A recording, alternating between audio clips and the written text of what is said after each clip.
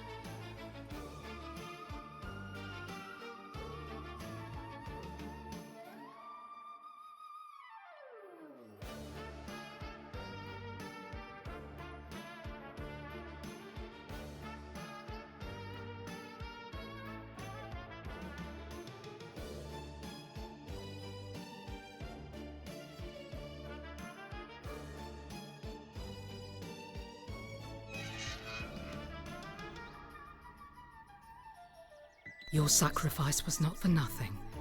The mask of the Masters called, and you have answered, Chosen One. The mask has granted you access to the incredible power of the Hand, a power that comes with the burden of responsibility. I am Alwyn, Keeper of the Crypt. I am your guide and servant. Through me, you shall learn of your destiny. My companions will share the burden of duty. This is Valmy, your greatest ally in the town of Oakridge. All right there, me cocker?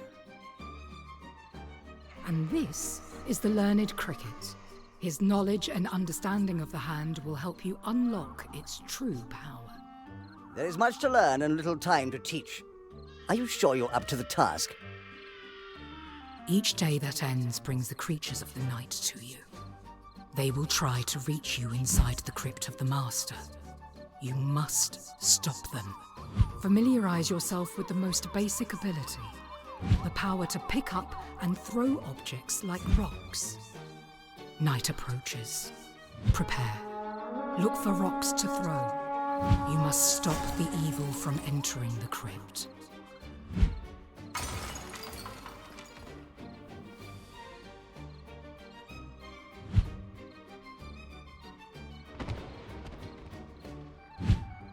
Fuck off, it's a fucking zombie. Try hitting it with a rock.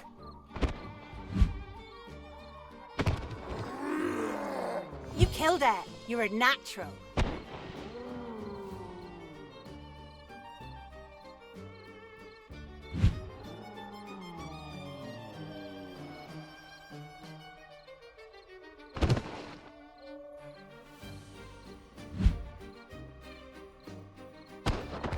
How dead can a dead and get?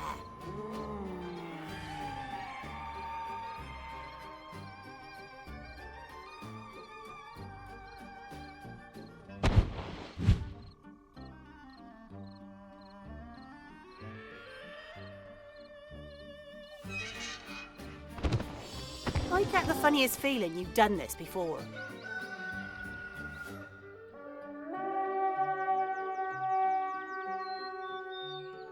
You survived! I don't need more convincing you're the one we've been waiting for. Oakridge, on the other hand, could do with a bit more persuading. In the form of getting this old town back to business, which is making and selling product. Your destiny is to save Albion, so it is. But before we get to the heroic stuff, you ought to learn the basics. Start with the start. Let's get the farm built. Use the hand to clean and rebuild.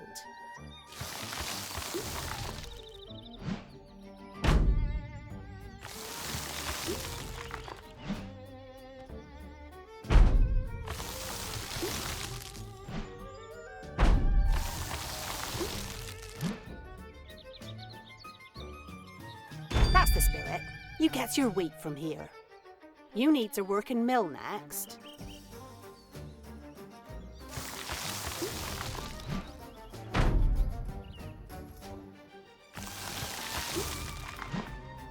The mill grinds the wheat into flour, which is for the factory. But you're smart enough to know this already, ain't you? Let's move on. Last in this triangle of live and loot is the factory, source of all your income.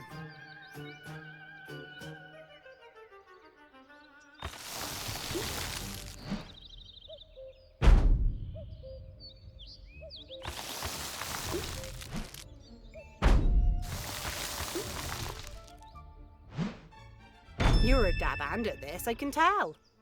The factory is where you can make any product your heart desires. Right then, you got yourselves the means to manufacture foodstuffs, but you don't got a way to sell them just yet. There's a little building next to the factory called a dispatch. Give it a clean, that'll send out the call that you're ready and waiting for customers. Piece of fish in it. Now, you needs workers to turn the handles of production, and workers need houses. Clean that one up, ready for new tenants. Now you need to hire folk that wants work, and then's in the tavern. But it ain't gonna open in that state. All you got to do is drag 3 worker cards from the top of the tavern into 3 production buildings.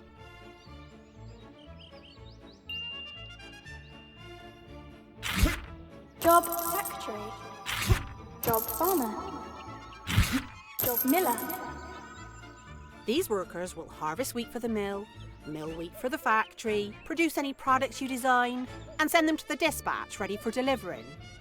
Which means you'll start getting paid. Ain't arf make the heart swell seeing this little old town get brought back to glory.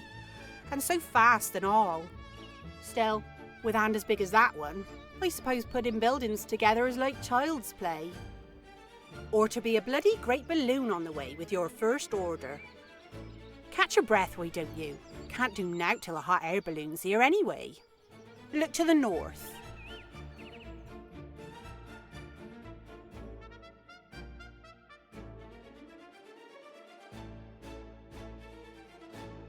The balloon's here. Lovely. Now, see that order sitting on the dispatch? Grab it and drag it over to the factory. Here we are inside. This is the design room, right? Your order card's right there on the table with all the info you need to get cracking. Why don't you have a little poke around in here, see if you can do what's asked of you on the order. In here, you can design anything you want, as long as you got the parts. Keep in mind that your products are your reputation in business. Make stuff that's not up to scratch, you'll suffer the consequences somewhere down the line.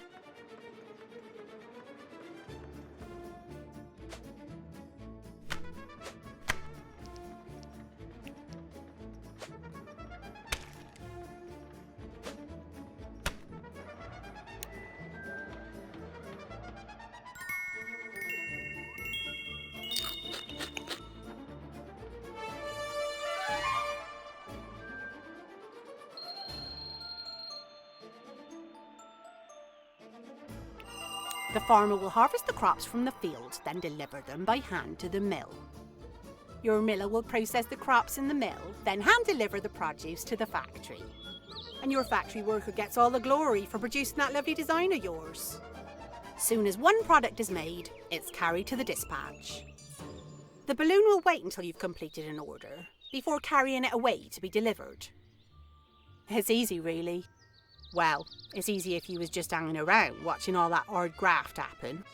But you being a giant floating hand with the power of a god at your fingertips, you can do more than just lollygag. You can lend yourself and get stuck in. OK, put the pointy end of your finger on the farm. Press your left mouse thing and hold it there. See how with your big Duke getting involved, you can speed up the entire process. Even with no farmer on the farm, you can do the work. And it ain't just gathering crops you can do. Try dragging some from the farm to the mill. Go on. There's lovely. Now, how's about you lend a hand getting everything from the farm to the factory, and we can get this first order done. Get 2 products into the dispatch and you're good to go. Tell you what, I'm right pleased to see you've mastered the plate spinning of the production line.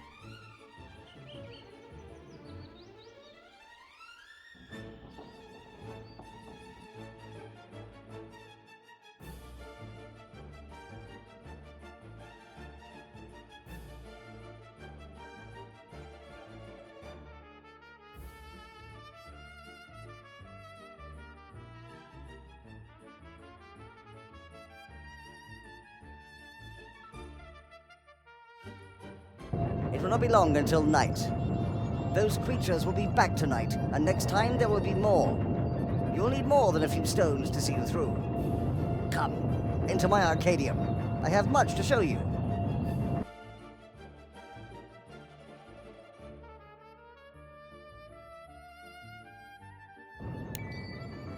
That hand of yours is a tool of considerable power. See how many wondrous things are available to you?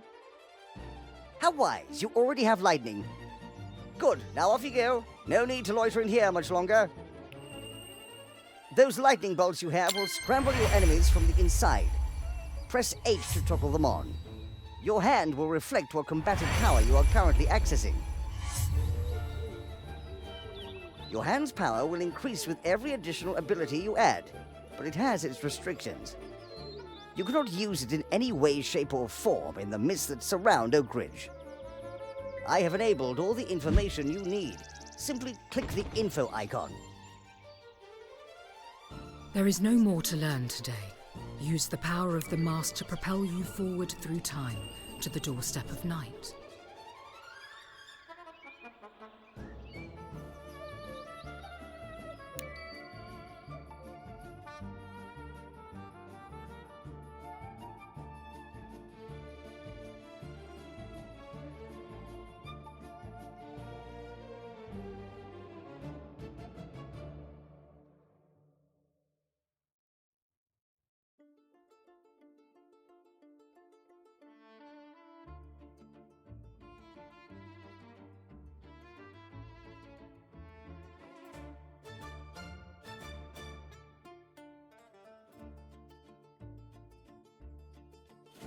Make sure you use that lightning power on those zombies. I want to be sure you have a good understanding of the power of your hand.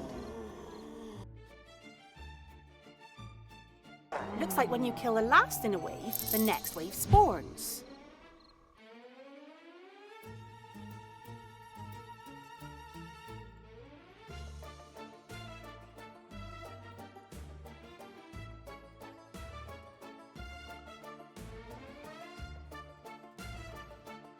Another successful note. You're getting the hang of these monsters now, eh? I've got a couple of very different monsters I want you to meet. The Cotters. Treat them right and they'll be good to you. Word of warning though, they're a right couple of slippery buggers. I swear the word Cotter is some old Albion word for annoying old farts. Look around town for Thomas, make yourself acquainted.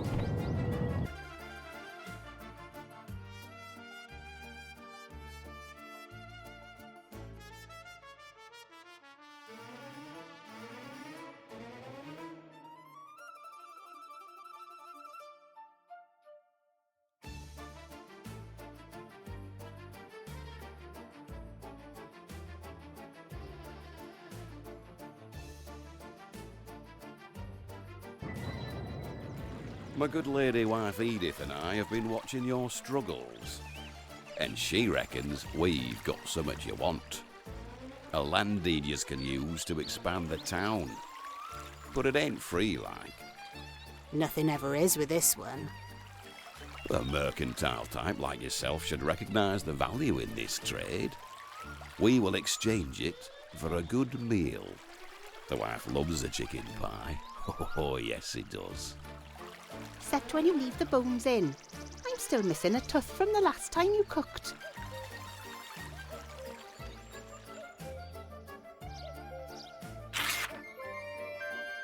I know it's a pain, but get these two on our side and you'll be able to shore up this town's defences.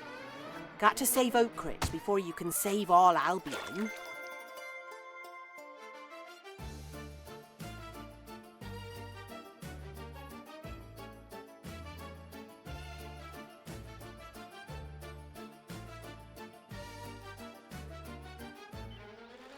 By heck, that's a fine meal you've made there.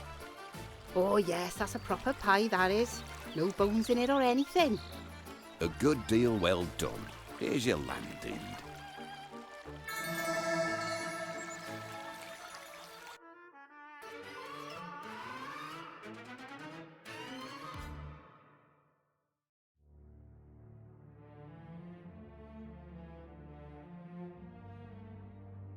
It's all very well you having this bit of land, but as benefactor of Oakridge, it's your duty to protect the town from attack. Return to the Arcadium. Unlock the build wall power.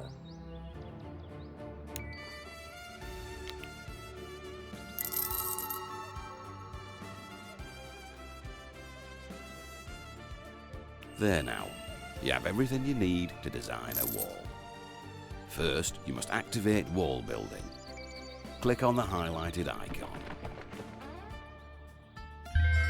Well, that's your design done, sure, but you has to get it built and all. I'll go have a sabbatical in the tavern. It's a good spot in the town to keep an eye on your endeavours here.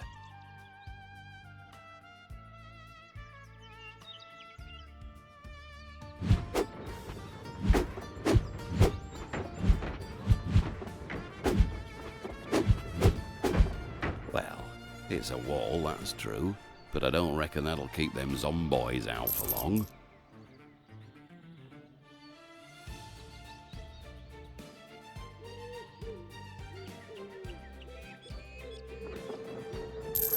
There is a disturbance in the mystic realm. I sense a great danger nearing. 8 days from now, on the 11th night, it will come to pass that Oakridge will suffer a grand assault.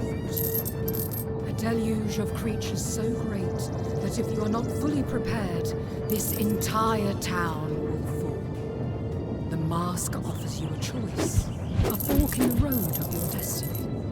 All routes lead to the same destination, but it is up to you which path you travel.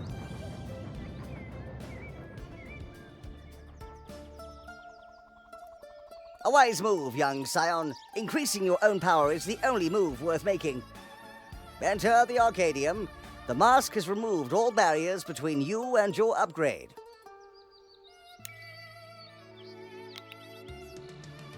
Every increase in your power brings you closer to total domination of your enemies. Stay on this path and soon you will be the Iron Fist.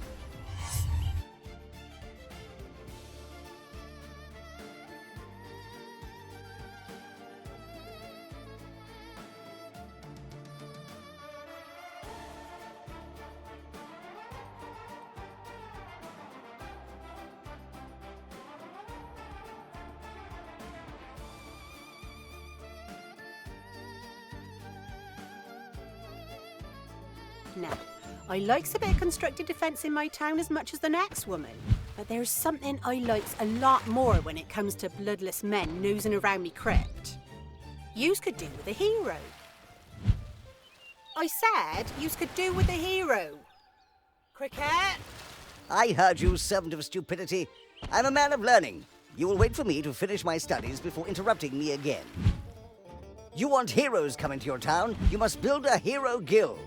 Come to the Arcadium, chosen one. I'll show you what you need.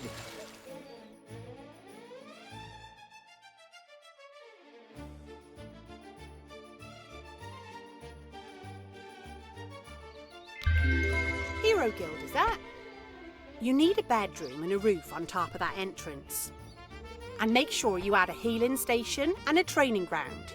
They all like a bit of a soak and some muscle building. Not hard, is that?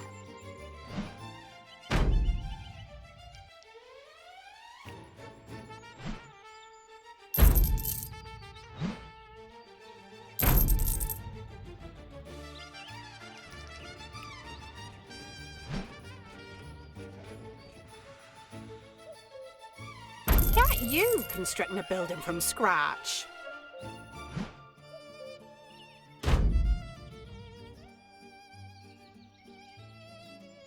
Well, it's lovely that the Hero Guild is up, but it's going to take some time for a hero to reach us out here. You'll find them in the tavern when they come, same as everybody else looking for work in Oakridge. But they're not as cheap as a worker, mind. So, you got some earning to do before you can afford one of these legends. You get on and fulfill orders. That'll bring the money in. I'll let you know when a beefcake's at the bar.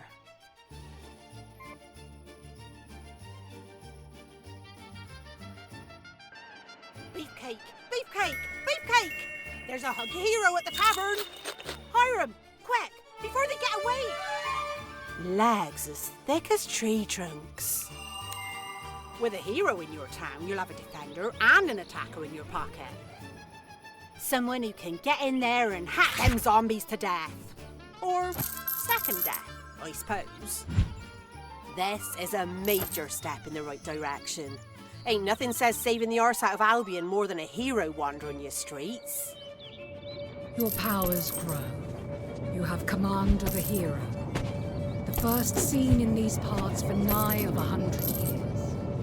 He will help to defend against the horrors of the night. Set him patrolling. Pick him up.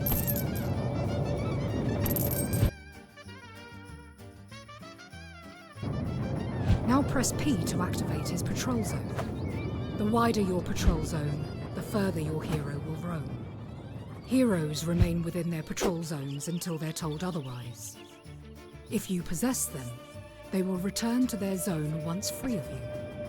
It is done. Oakridge is safe. Or safer, at least. Focus your attention on the left of your screen. By clicking this button, you can quickly go to your hero. Or press the right mouse button to access more options. Have your hero kill 4 zombies. It is good to let them know what we are up against. When they're done, then we shall speak again.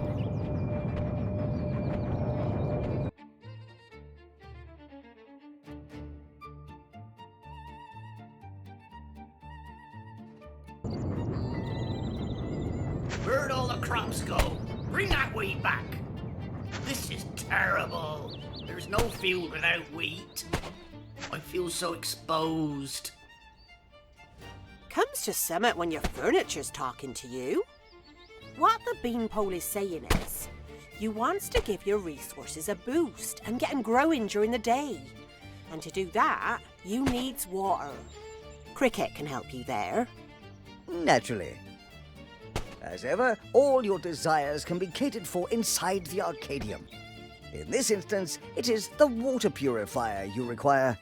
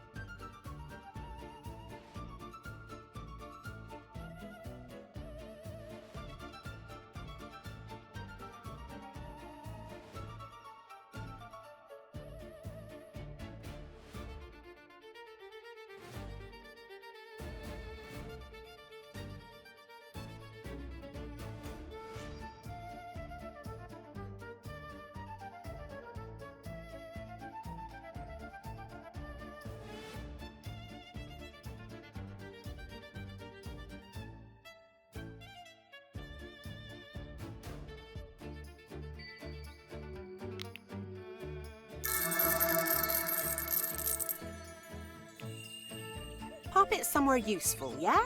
Like next to the farm.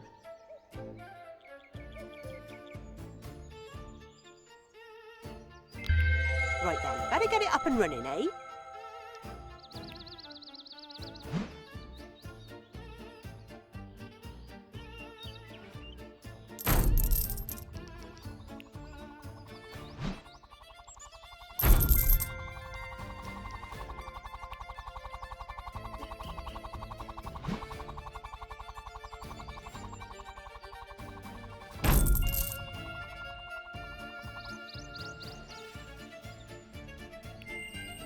It'll need a worker, mind. Someone to do the fetching and carrying of water. Job Once they water settle, carrier. they'll water your fields and keep them crops growing. Works for all your resource hotspots, so it does.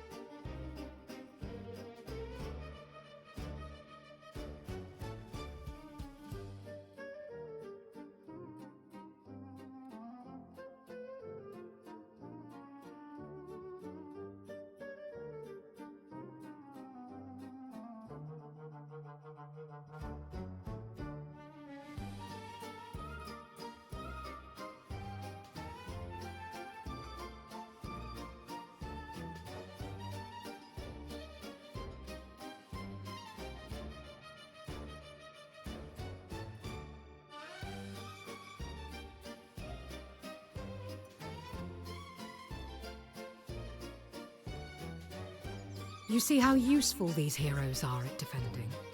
But heroes can also be used to explore places that are beyond your hand's reach. Possess the hero. Good. Now, you have the ability to roam wherever you are able within the body of this bruiser.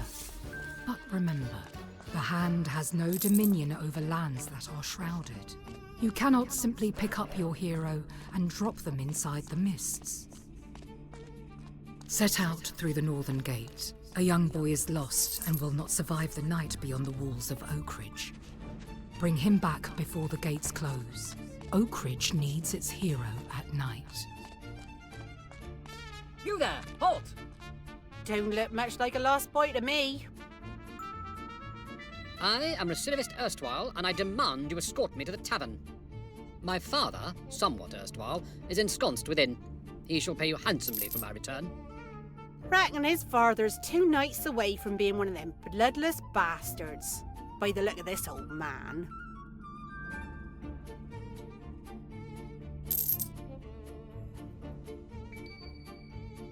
Well, come on, Oath. Lead the way. Would you look at the state of you?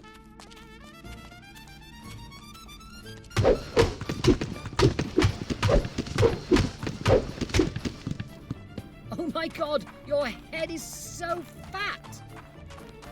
Where are you going, fat neck? Come back!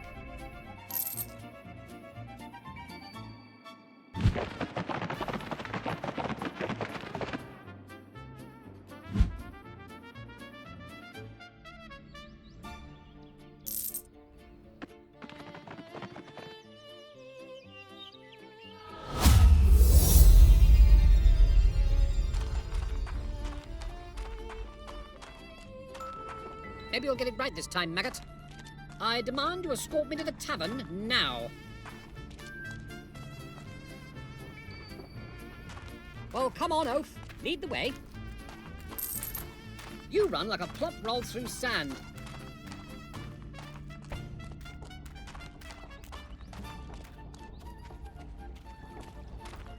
Those ankles! They're disgusting! You're disgusting.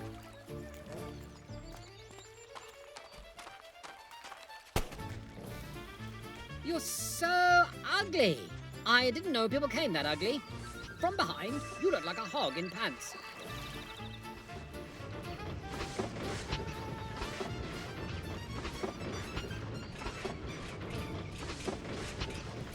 This is the place. The old bastard better have my pint ready or I'll go and hide in the fucking woods again. Here, take this book. Maybe you'll learn something. Probably not. You look dumb as a bell to me. It's about the history of Albion, or something equally boring. Now, piss off. If I see you again, I shall ignore you. Interesting. This tome. I must have time to study it. I knew he weren't no boy. Boys don't grow beards. Except for my cousin Terry. He grew a beard at 4. Though, he was bitten by a ruddy great dog the week before. Think that had anything to do with it? I wonder what happened to him.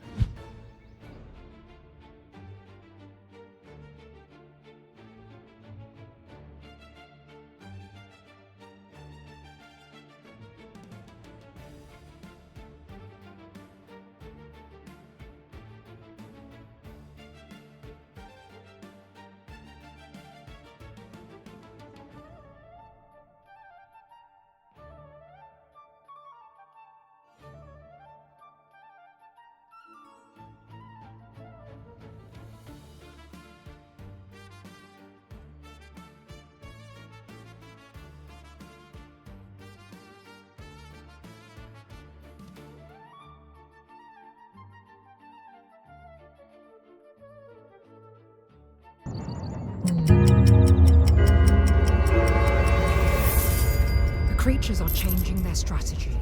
I have marked their spawn points in red. There's something different about the Bloodless. If I didn't know better, and I don't, I'd say they were getting smart. Night's gonna get tougher from here on, I reckon.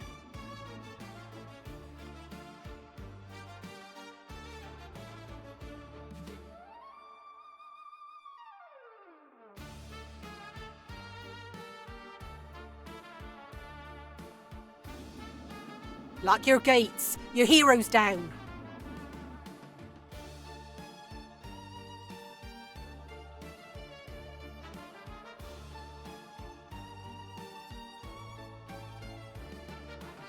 I have uncovered the source of the evil permeating this land.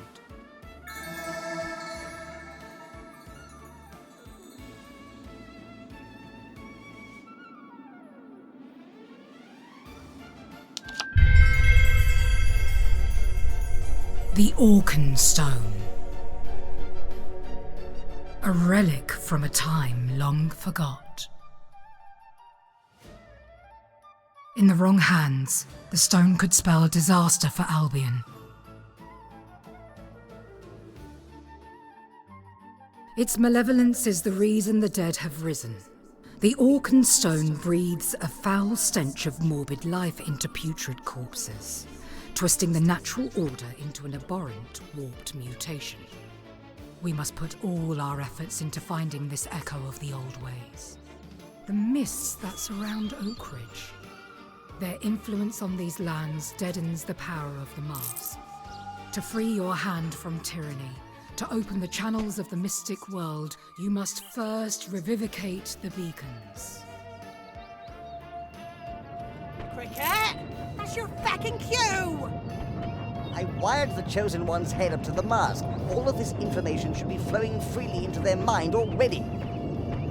Oh, shut up and tell him what to do next, you cranky old bog brush. The mists can only be cleared through the activation of a binder's beacon. You will find them in various states of dishevelment all across this isle. I suggest you find the beacon on the road to Wormscar.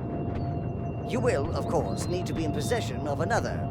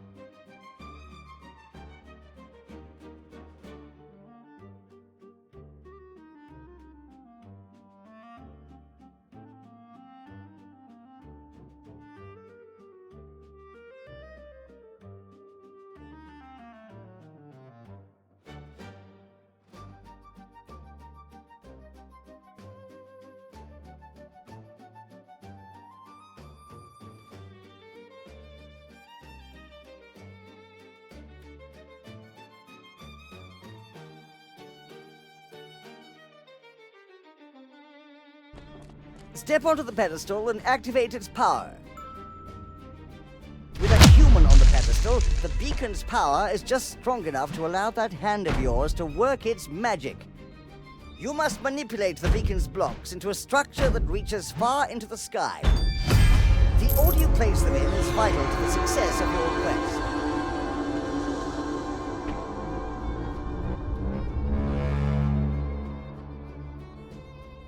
One last thing, every beacon requires mana to revive it.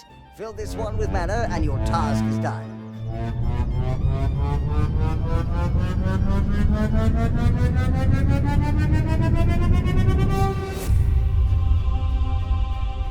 Albion opens to your touch.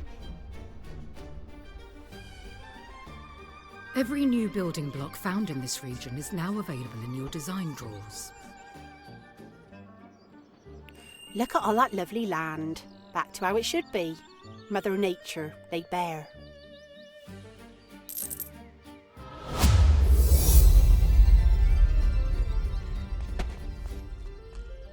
There is one in these lands who has knowledge of this book.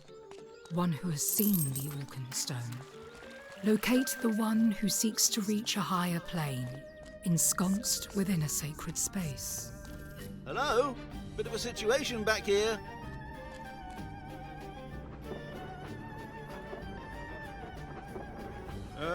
Anyone got a crowbar? Chisel? Sharp stick, maybe?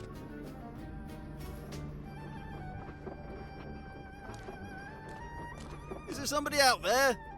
Help! I've made a bit of a mess of things with these bricks.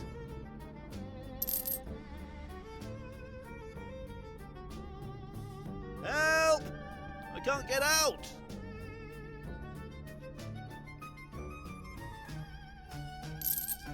Hello? I can hear footsteps. Oh, thank heavens, I'm saved.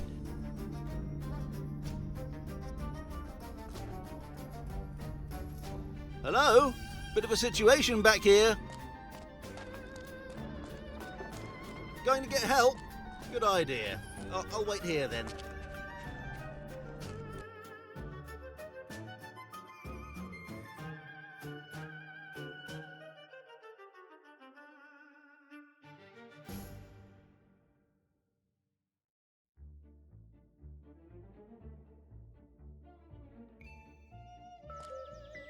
Oh, thank the lucky stars you're here.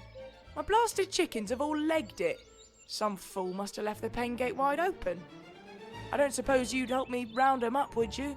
They're a slippery lot, but with them big feet of yours, I reckon a gentle kick might do the trick. Don't worry, they love a bit of airtime. Bit of a flap, a soft landing, they're right as rain. Get 'em back in the pen and I'll make it worth your while. Couple of quid in it for you, easy money.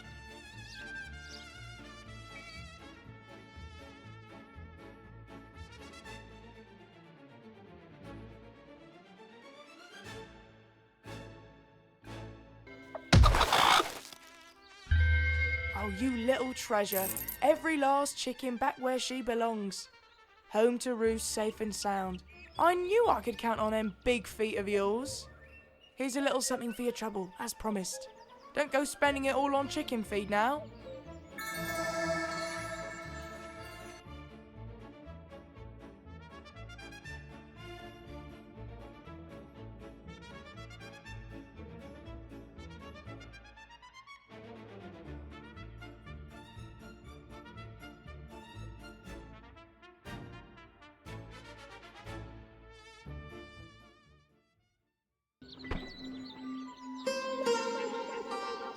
That is the one you seek.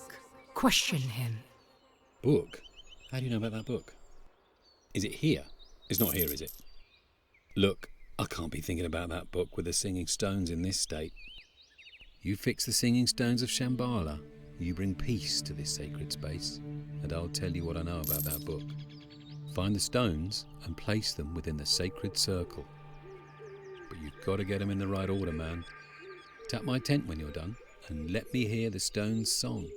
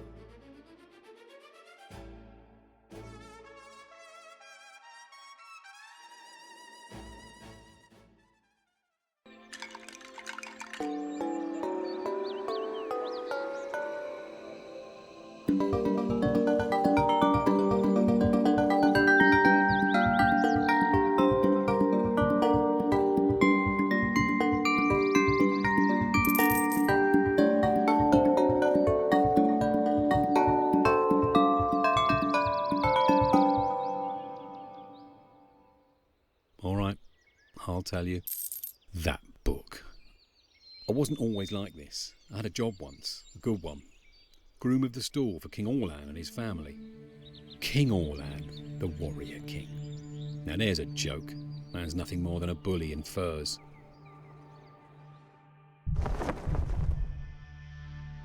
The last time I seen His Majesty was with his boys, Thaddeus and Malmus. Like chalk and cheese, them two, but each of them sour like rotting meat inside. The palace had been alive with plans for war since I started in the job. That night was the eve of the campaign. The only thing he had left to do was assign his boys a place in his army. To Thaddeus, the people's champion, his father's golden boy, he says, "You will captain the cavalry. You will be my avenging angel." The glory role. The hero's role. Little prick loved that, didn't he? But to his other son, Malmus, he says, "You will assist the quartermaster, a role befitting your abilities." Might as well have made him the piss pot boy, know what I mean? Malmus gets this look on his face, like he's about ready to burn down the palace and everyone in it. He turns to his old man and he says, "I'll see you dead first." That's it. Thaddeus explodes. "Traitor," he shouts, spit in fury. He looks ready to kill. There's no love lost between them two, let me tell you. Malmus's dog, it was a wolf. It gets up on the table and growls at Thaddeus. Thaddeus makes for his sword, but the dog's up and over the table like a fucking bolt. King Orlan, like a man possessed, whips out his blade and scythes it through the air, cutting the dog's head clean off. The chamber falls silent, but for the bounce of the dog's head on the floor and the hiss of its blood as it jets across the war room. And then Thaddeus is laughing, and Orlan's telling Malmus to stay home and bury your dog.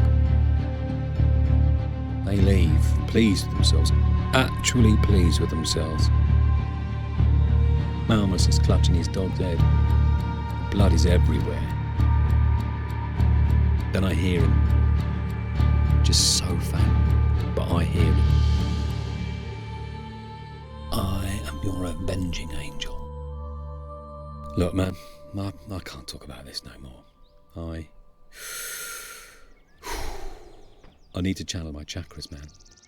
What he has told us is of little use. There is more for us inside this addle-pated half-wit's head. You must let his mind settle before we probe it again.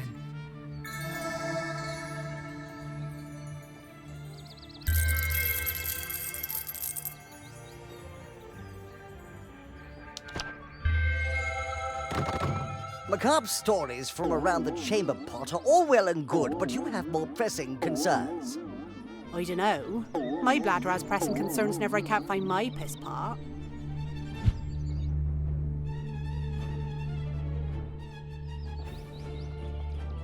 The attacks at night grow dire. Perhaps the Chosen One has no need of the Arcadium's gifts.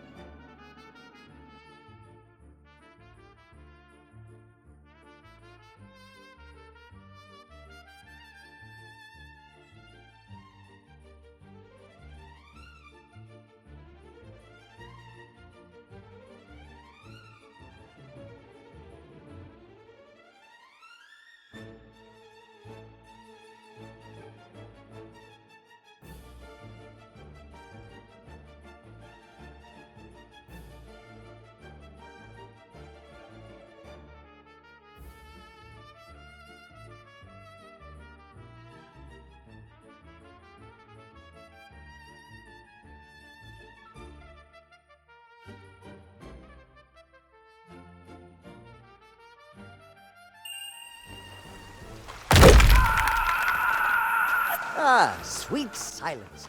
Though I fear this was but the opening act. There are more of these loquacious lumps infesting the countryside.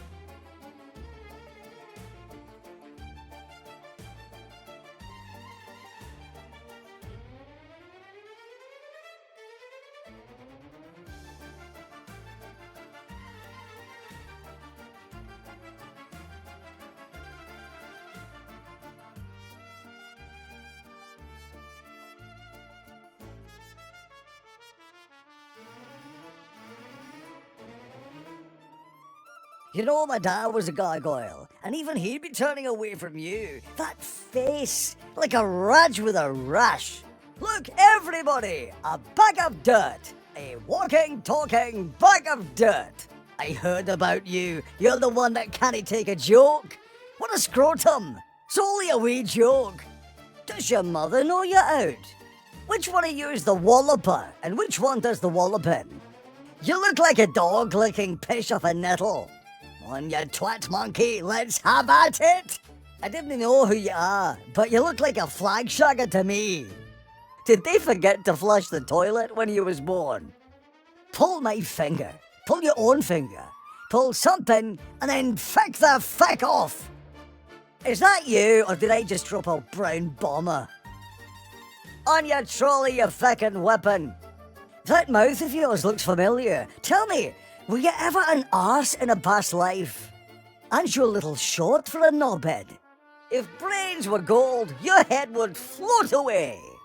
Tongue my fart box, you fickin' walloper. Swallow your tongue and choke on it. See the king, you're lower than a turd to him. Less than dirt. Get you, arse piece. You're like a sprout. No one likes you. Away and ball your head. See you, I wish I couldn't. Your mother is a wooden leg. Intellect not your strong point, is it? As I live and breathe, a walking jobby. When you were born, did you come out the back door? How's that sprawling metropolis of yours coming along? On you twat monkey, let's have at it! If my mouth moved, I'd have your ankle off. Nothing to see here, no grotesques around here. Off you toddle, eh? You's a wee bollock, ain't you? See how yous is the hero of the story. This story is shite. See what's turned up on the dispatch? Only a ruddy great order off that ball breaker, Lord McDickington.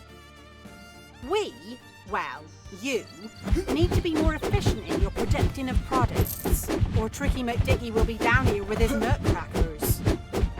Time to swell the population of this town. Time to hire a shed load more workers. Don't forget, you need space in your production buildings as well as space in your houses before you can hire new people. Now listen, everybody you wants to employ in your business needs a place to live as well as a place to work. Means 1 bedroom per house and 1 workstation per job for each worker. You understand? Do you? This place is turning into a fascist state, you goose-stepping bastard! Nice neck, very axy. Piss off, fatty boys. Look, here it comes, the £10 turd in a £5 bag. You look like a Brian.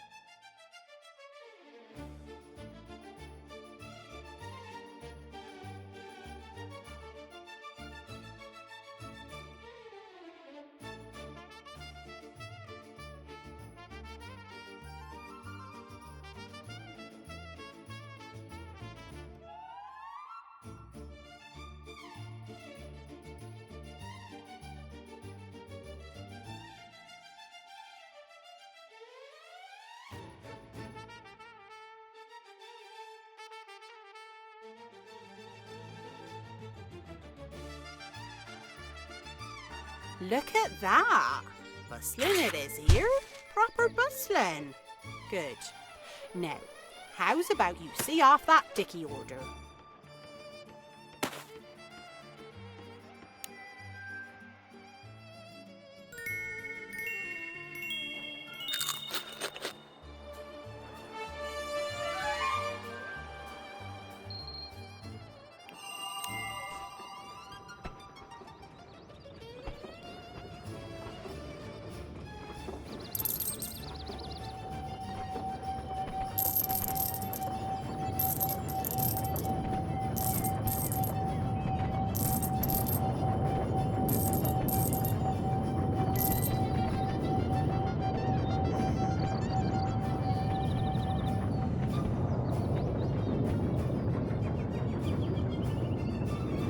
True example of grinding, eh?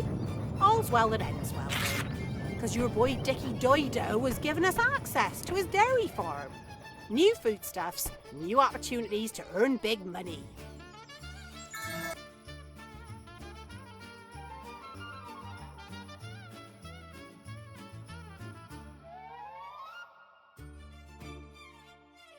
Go on, go and have a look in your food drawers. See all the lovely new goodies you have available. Whenever you get yourself a new product pack or line, the parts will be added to your design drawers. It's not all blue skies though. See, now you've got lords sending you orders, market forces come into play. This is what they got me here for, explaining all this business stuff. See, the market decides what it wants and what it don't want. And that makes the value of your product go up and down, depending on the product parts you was using. So sometimes you'll find that your tomatoes ain't worth a bag of smashed shells, and other times you'll be wondering if them tommies was grown in gold. You'll get a warning when the markets change, prices can go up as well as down. It's up to you to be a canny business mogul you is and stay up to date in the world of comments.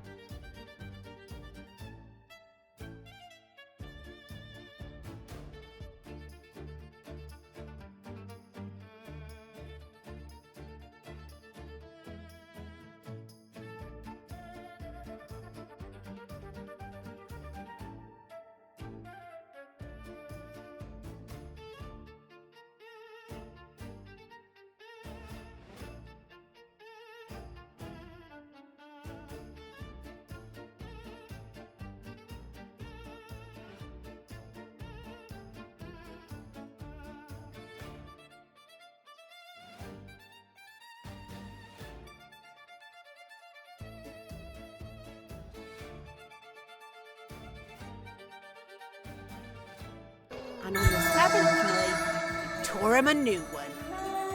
Our enemies grow stronger by the night. Fifi's gonna struggle if you don't do anything to help. You could help by giving him a better weapon. I like a throat-cutting, gut-spilling, knacker-hacking sword is what I like. Well, there's an old metal mine over in Wormscar. Who rattled your cage, you nosy old farts? That's not very nice, is it? Oh, he's only trying to help. Now you listen to me, Thomas effing Cotter. I is the only help around here that the big fest needs, right? Over in Wormscar, there's an old metal mine. If you can get it up and running, we can start making metal products. Once you has metal, you can make swords. And swords are super cracking lovely for chopping up dead blokes. If you're going to Wormscar, best you look out for them bandits. Place was swarming with them last time I went fouling. Hey, same goes for you and all, you scrawny old gannet. One advisor, looks like me, talks like me, is feckin' me. Right, go and have a look at the entrance to Wormscar. Leave your hero behind for now.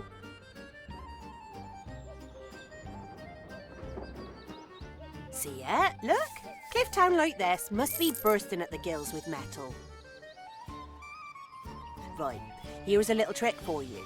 You can drop that hero of yours anywhere you like, as long as you've unlocked it. So you can't drop him inside Wormscar yet, but you can do it just outside. This is the good bet. Drag your hero from that button on your left and drop him on that guard beam outside Wormscar gates.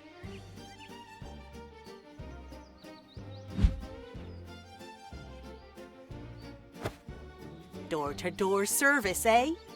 You can use the hero button to possess him and all.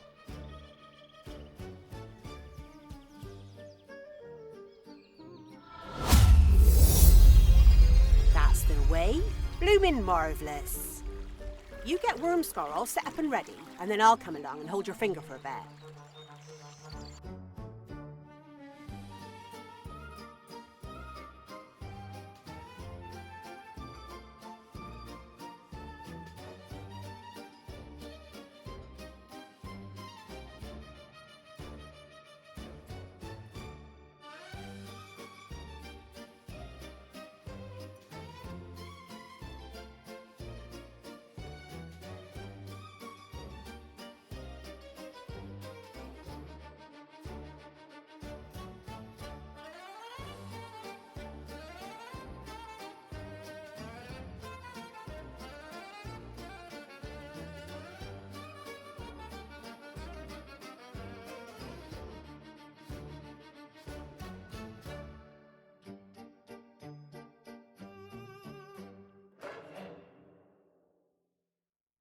For, will you get a load of this place?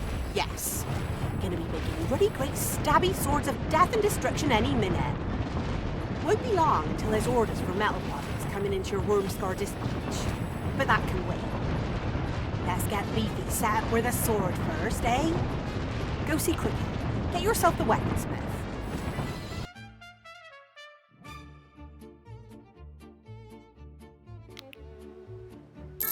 He knows how this works. Build it till it's built.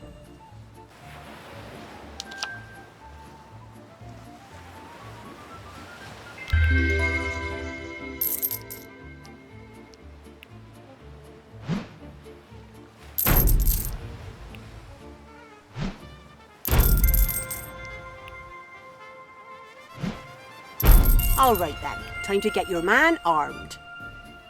Go on then, drag the weapon order out to the factory and make something deadly. I want to see them bloodless bastards bleed.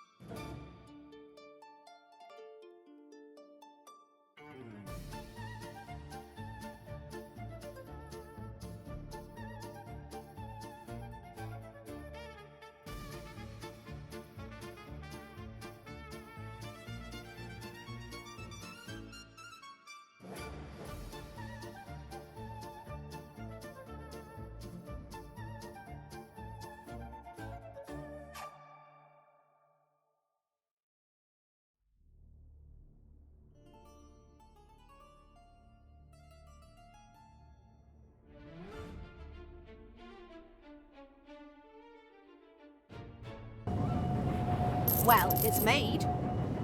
Unlike your products, you can leave it to your worker to deliver it to the weaponsmith, or you can do it yourself. Heroes aren't the brightest of buttons.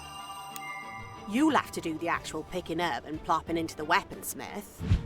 Once they's in there, it's fine, but, you know, out of spite, out of mind. There, armed and dangerous. Bit of time left before the day's out. Might want to get the big fella back home, ready for tonight's goon to come calling.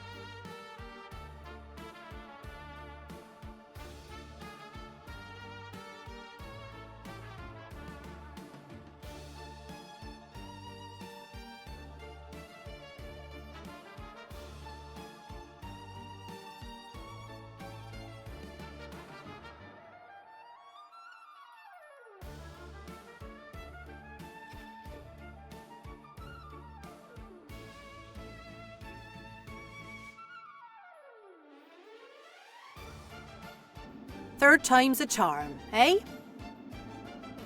Unless your hero features. Don't look too charmed right now, do they?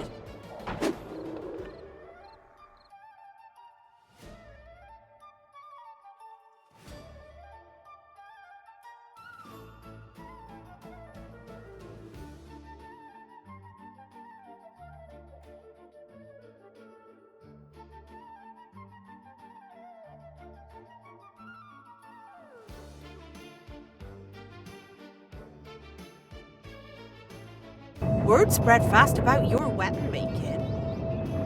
Go have a look at your Wormscar dispatch. It's got a new kind of order. Time to start making metal products. You'll be coining it in with these beauts.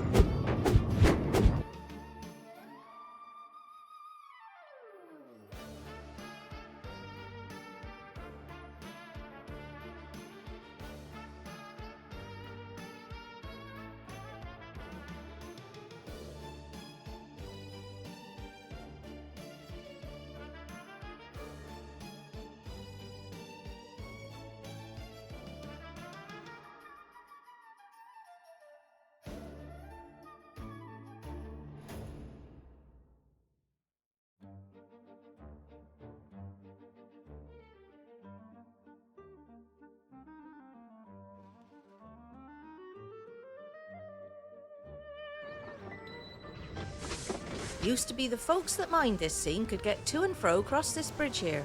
Them that were brave enough, that is. Been a long time since it's been safe to walk on, I'll wager. I'd love to get it rebuilt. What I need is some wood. Solid seasoned stuff. The kind that can take a grown man with a heavy load. You want to help? Load up my cart here, and I'll have this crossing fixed in no time.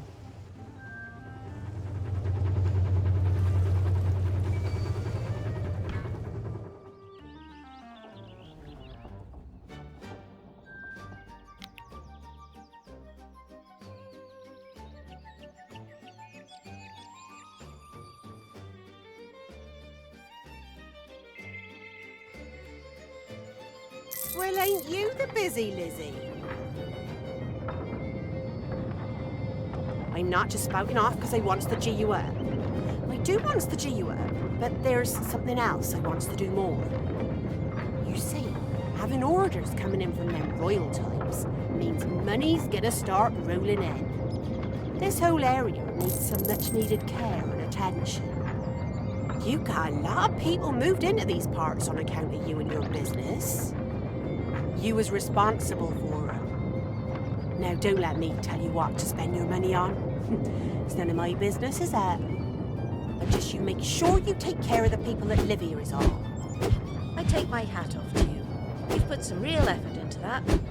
Now it's my turn. Stand back. I like a lot of room when I'm working. You don't want the housing inspector coming round, do you?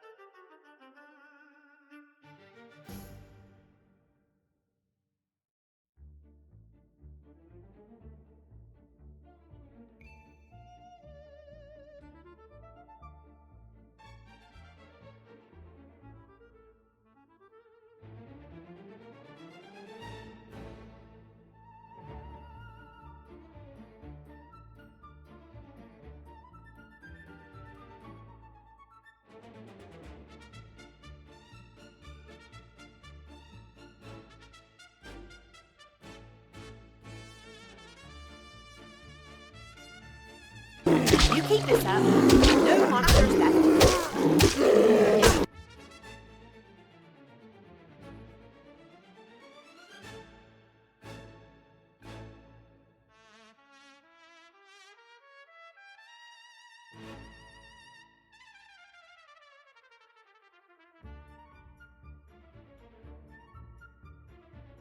I'd be giving myself skid marks this morning. Tonight's the night of the deluge. You would be wise to position your hero in a suitable patrol zone. This is both a test of strength, tactics, and ability. Both yours and theirs. There's more power in the Arcadia than any of these night frights can handle. If you had unlocked all the combat powers available in here, you could no doubt wipe out the enemy without lifting more than one of those meaty fingers. Whatever you do, don't panic. It ain't over till... well, till they've ripped a hole in the crypt and come in to feast on your guts. Though, when you think about that, it ain't over then either, because your hat will just whiz you back to this morning and give you a chance to prep a bit more. Let our champion be a champion, Valmy. It is far better to defeat the enemy than rely on the powers of the mask to save your skin.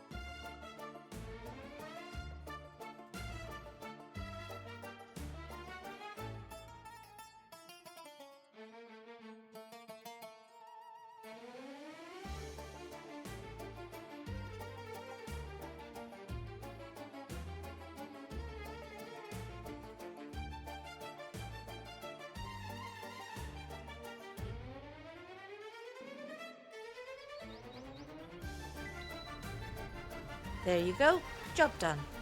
It's a thing of beauty, don't you think? You'll see the pit crew using this route now. Should speed things up no end. You made a big difference to me and to the crew. Don't let no one say I don't pay my way. Here's a bit of coin for your trouble. And your fighting folk might appreciate the heft in an engineer's hammer. Try these out for size.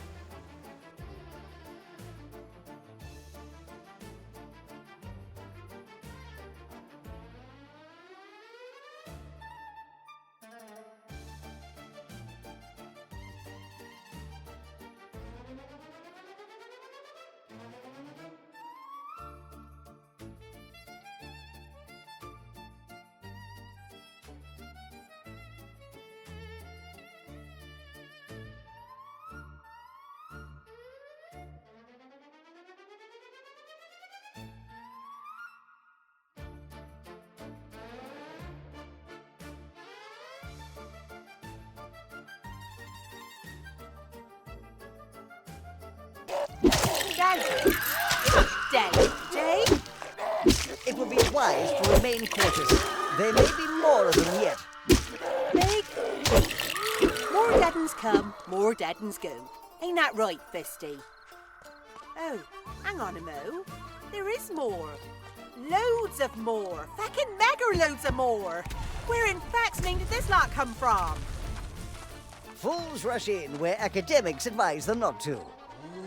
You don't rush nowhere, because you is a lazy bag of shut your face.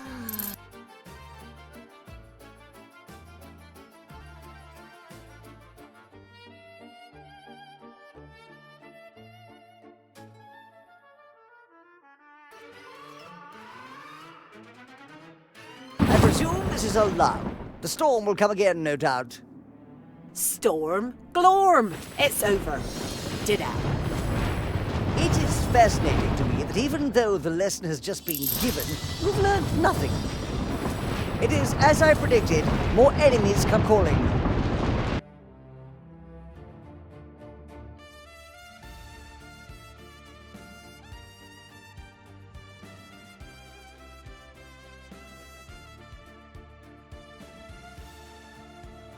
Can't be no more than buggers coming, can there? That were arse-kicking magic, that were. No, it is over. I must congratulate you on your victory. Never has I been so happy to see the sun come up before bedtime. It is a testimony to your growing status as the Chosen One that you were able to withstand the onslaught. My work in the Arcadium has clearly empowered you. What my colleagues is trying to say is abso-bloody-lutely marvellous.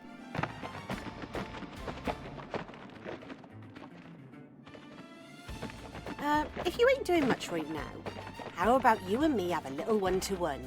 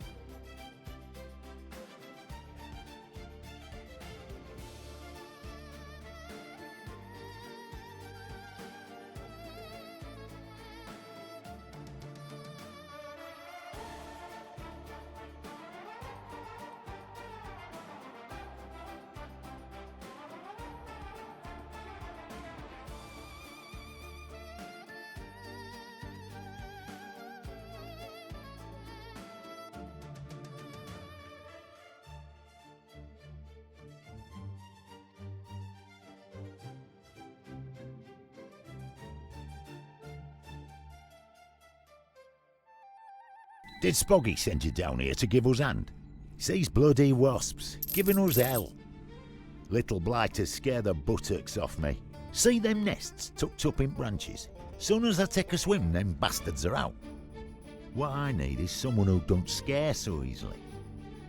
You look like you've seen a few scraps in your time. Think you could wipe out all these jaspers? Tell you what, you see them all off, and I'll see you're taken care of. You know what I mean?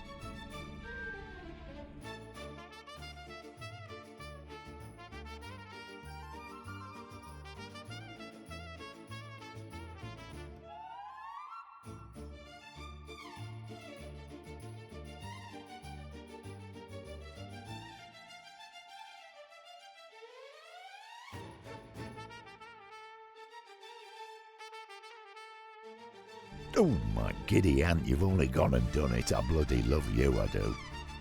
Here, take my old faithful axe. You look like you could make good use of it.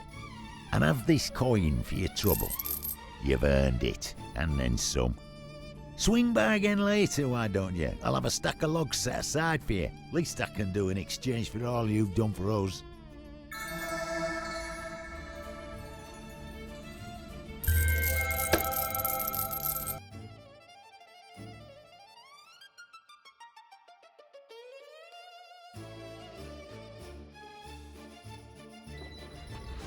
That were a wild night, weren't it?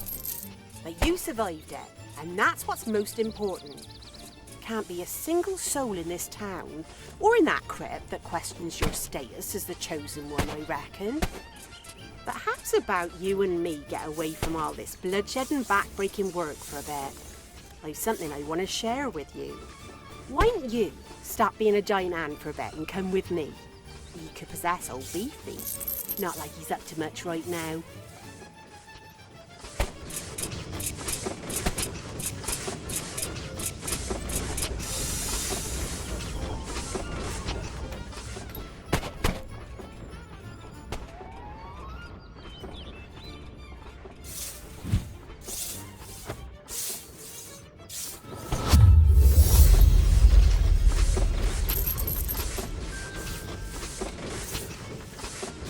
You look at them muscles. If only I had some oil with me, we could get you all lubed up and shiny. Let's walk to the stone circle. I've got a lot I wants to say.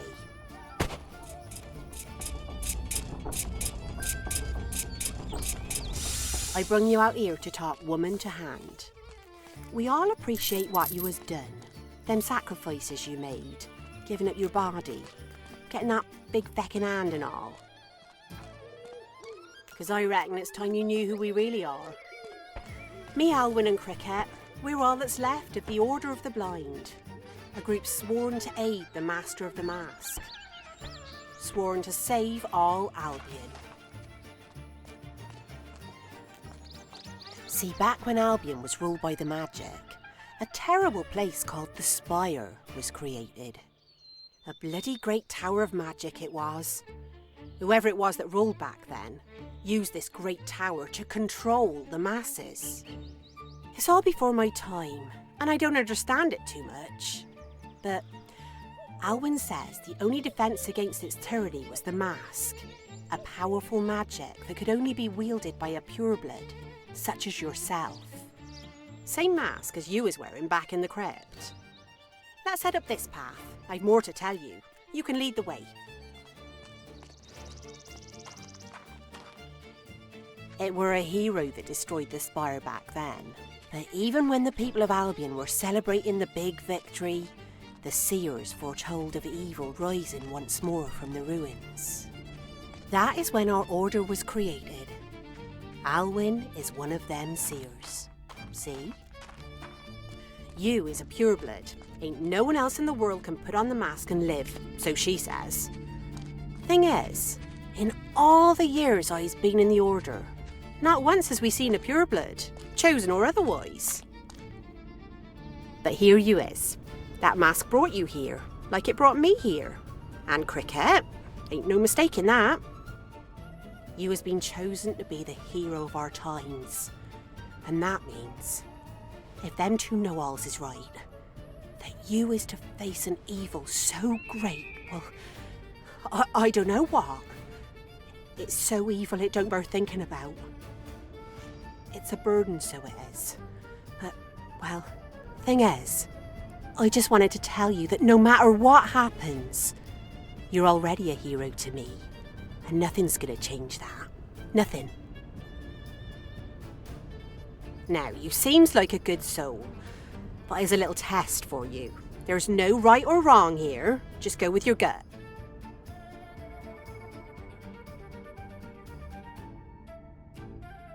Take your gift and wear it with pride. I'm off to the tavern.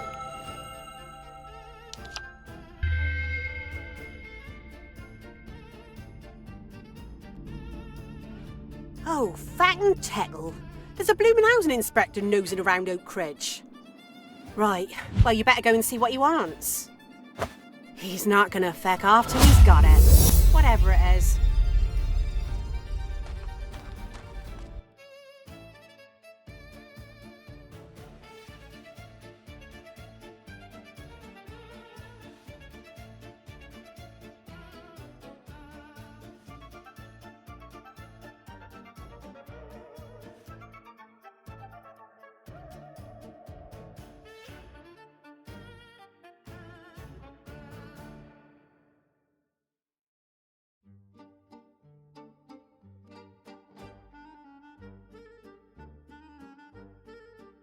You've a face like a well-chewed chop.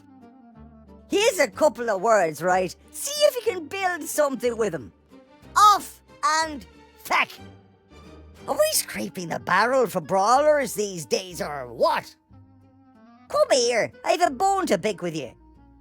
Reckon you belong in a cave, along with all the other creeps. You couldn't pour water from a boot with the instructions on the heel. Ah, you must be the general manager here. I'll wager you're aiming to be an industrialist, judging by that there factory, am I right? Well, good luck to you. Steady employment is what the folks round here need, no doubt about that. The modernisation of Albion couldn't come sooner. But enough about you, let's talk about me. Malcolm Grimshaw, Regional Housing Inspector, at your service. It is my job to evaluate, to probe, to analyse, to examine, to inspect the housing stock and general aesthetics of this town of Oak Ridge. You ought to know that as an official inspector, it is against the laws of the realm for you to attempt in any way, shape or form to hinder my auditing of your properties. Now, I don't think there's anything more to say. Please stand aside.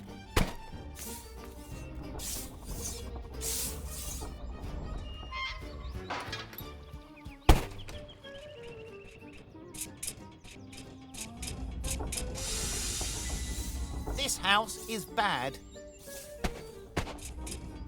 Your housing quality is slum-like. I find it disgraceful that in this day and age, landlords like you are still able to get away with it. Well, this time you won't. I am writing to all your customers. Expect this to affect your reputation. This is no good. Your reputation's down 5% with every client you has. An eye for an eye and a tooth for a tooth. I've no teeth or eyes, so why don't you feck off? Punch me in the stomach hard as you like. Go on, I can take it. Away with ye, you clart. Eeny, meeny, miny, moron. The Grim Reaper called. He said, can he have his job back, please? Did they take a dump in the mould when they made you? Did your mother leave you outside the orphanage as a baby, or did she wait till you was talking before she dropped your ugly arse? That's a face to give you the clap! I bet you got a pea stuck in your ear when you was a kid. Stop that before you embarrass yourself. Look at you! I've coughed up more attractive globules than you. You've a heart like a swinging brick. You've the brains of a turnip and the ears. Did you step in something? Turn me round, please. I can't bear to look at ye. Didn't you kill my brother? Grenade! Whatever the fuck that is. How's that big hand get inside you exactly? Didn't I see you down the dump with a spoon? I've just been down the Windy City. No surprises you weren't there, eh, bumface? The pen's still mightier than the sword, bum breath. Hey mate, here's a thought. Turn around. Take a step. Take another. And another. And another. And another. And another. There. That's better. Could you rewind time back to before you was born? Where'd you get off? Remind me not to go there. Run! It's the ogre man! Oh, I can't fucking run. Oh, fuck. You're away in the head if you think you're busting me! When you're making the love, is it me you're thinking of?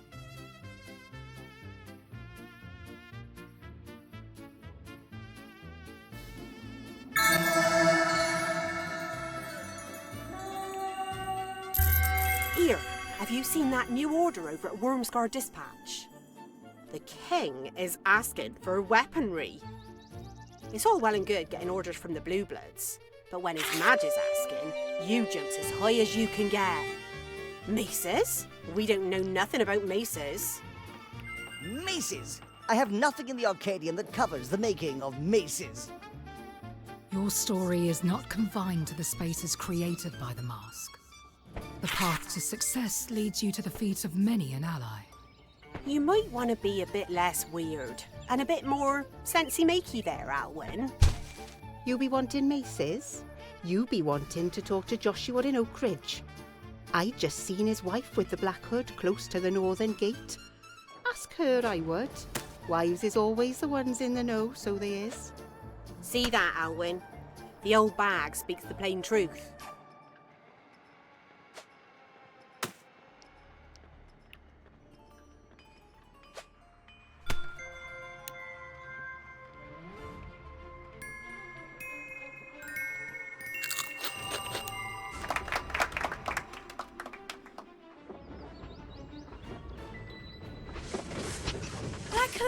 Please help.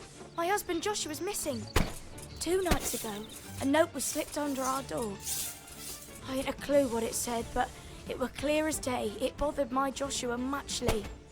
He bolted out the house, slammed the door behind him, and shouted something about that bastard Albert. Must be the foreman up at the mine. They've been spitting daggers at each other for weeks. I just want him home. Albert Wickham, the foreman up at Wormscar Mine. He was reported missing yesterday. If foul play is afoot, it is for the attention of my hound, Officer Bain, and I.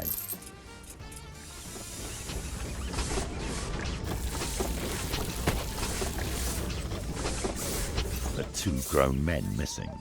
I see no crime. What am I to do?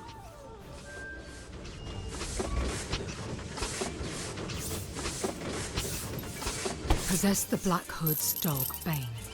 Use its nose to track down this man, Joshua. His knowledge is vital to our cause.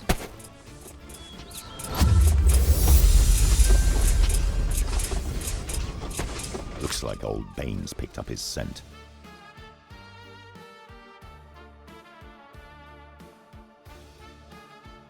The foreman's lantern. The damage is considerable. Was it dropped?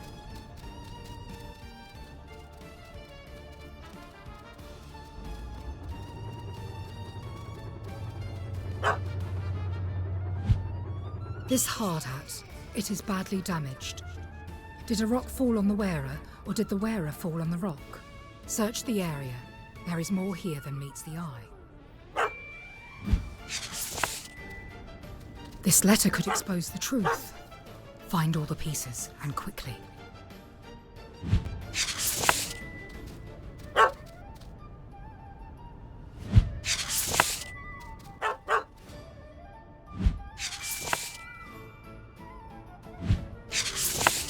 Joshua, it's time we settle this. I'll be up on Smuggler's View tonight, midnight. Foreman Wickham. I am sensing foul play. You must find Joshua or the foreman for the sake of your workforce. A mystery like this will cause much unrest.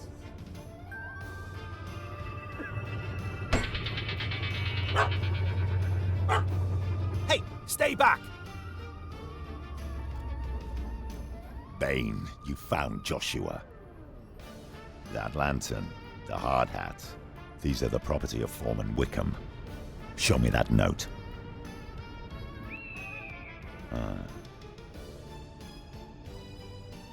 Joshua Redgrave. The tide of evidence before me suggests you have played foul with the life of Foreman Albert Wickham.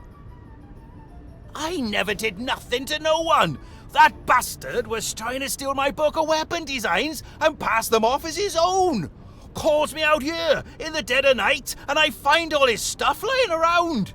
He's setting me up, I tell you!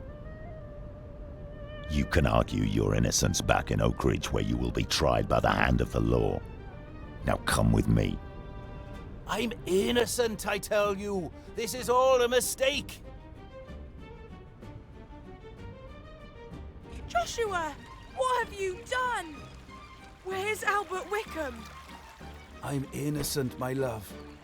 You know I would never hurt anyone on purpose. That Wickham is up to no good. I'm sure of it. Don't fret. It's only the guilty get Captain Irons. This wretched soul awaits your judgment. His fate balanced on a knife edge. Hear his crime, weigh his plea, and decide. Truth or lie. Guilty or innocent. Joshua Redgrave of Oak Ridge, you stand accused of the most heinous of crimes, the murder of your foreman, Albert Wickham. It is claimed that you threw him off a cliff, from a height so great that there was only one outcome, a brutal death on the rocks below.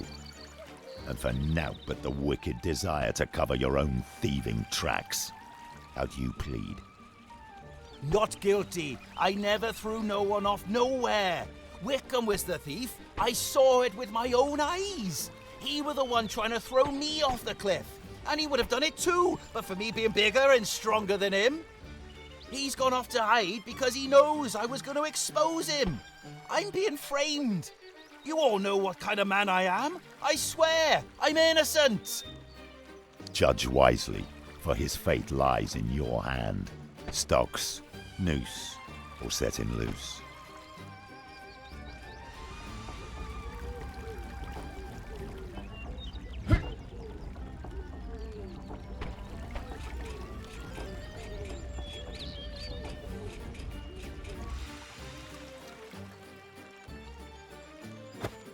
Joshy, no! Please, no!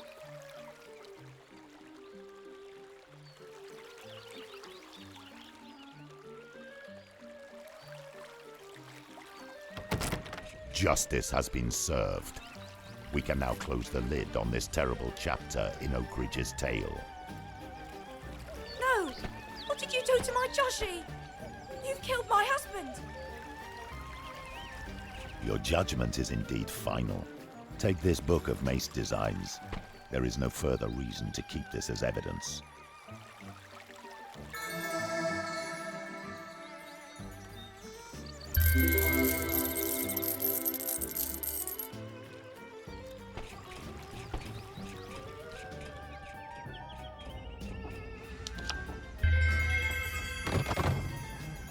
Give me the willies, that blackhood does. Come on, let's get over to Wormscar. Get stuck into that King's Order.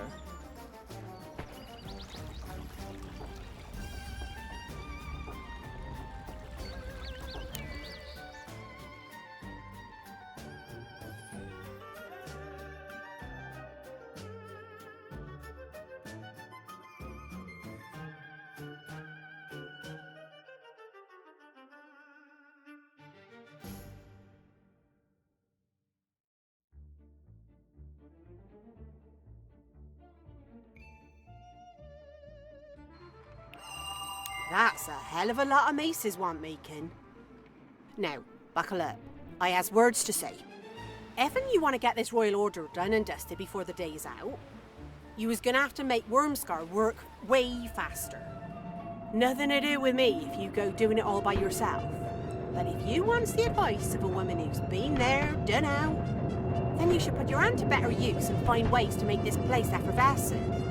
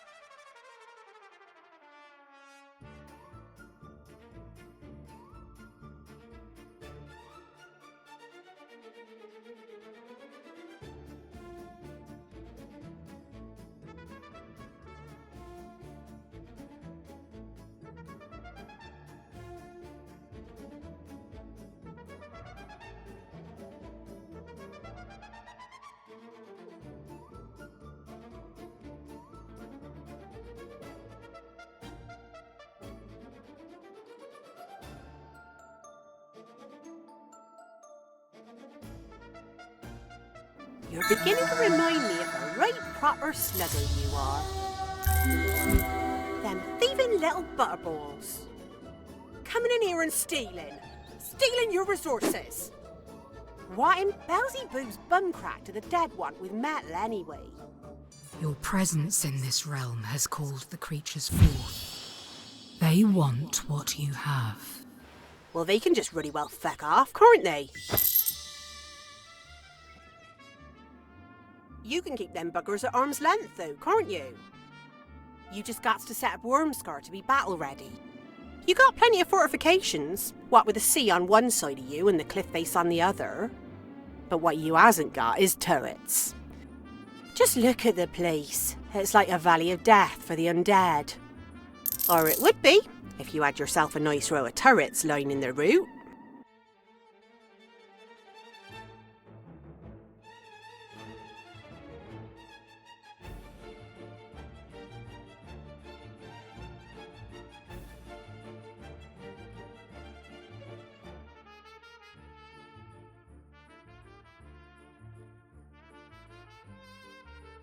Now that's a good job, well done. Quite looking forward to seeing some dead uns get pulverised, I am.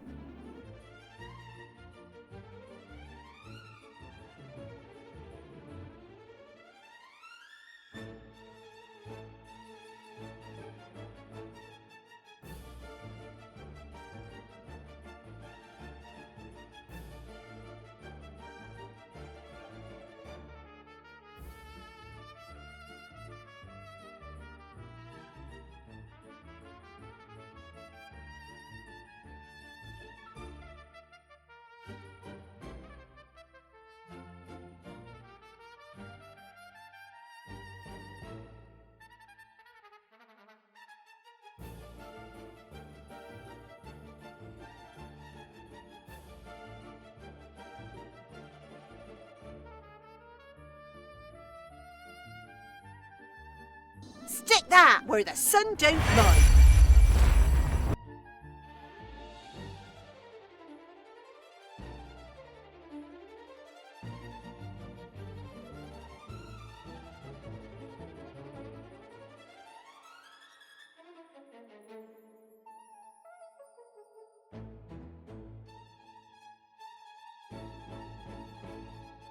Line them all up and knock them all back to Kingdom Peck and come.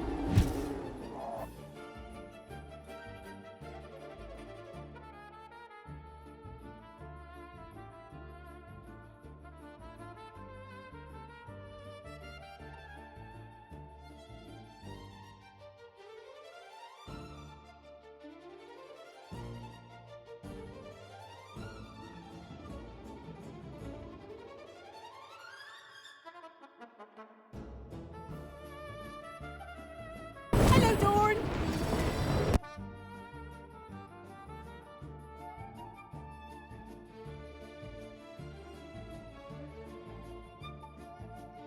I don't want to worry you, but some fella's just come from inside the cliff. Go and have a look at him. He looks like he's been 10 rounds with a bear. If ever a man needed help, he does. You don't want to go in there, pal. There's a lot of horror under the ground here. Have you not noticed the undead clambering out of the soil of a night? Caves like this one are packed full of terror. This is no place for the frail and the foolhardy. I got my work cut out right here, keeping them from creeping into Wormscar. Not much I can do out here, but beat them back if they try and slip out. But what I could really do with is a proper weapon. One that can cut the hearts out of these heartless heathens. I had a good club, right, but I broke it on the head of a dead-un. Put a decent blade in my hands and I'll turn the tables on these soulless sons of britches and take the fight to them. Make me a sword and I'll make these caves safe for you.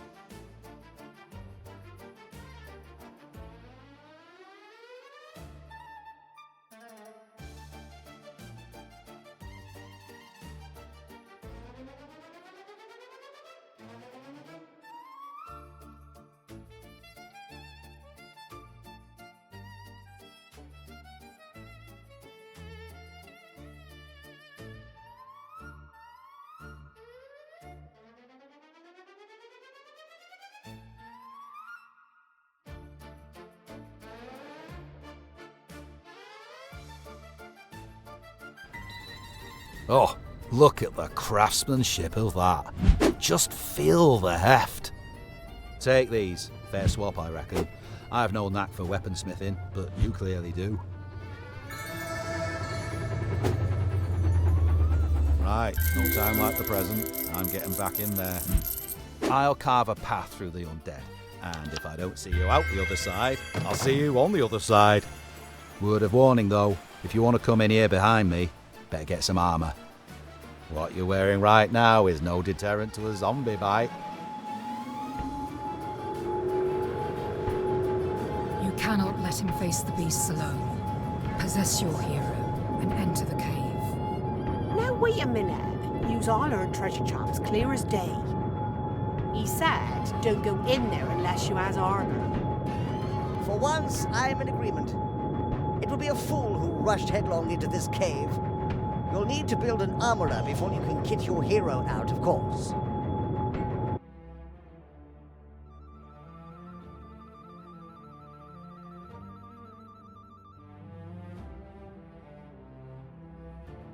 Here you are. Build it on this plot, like.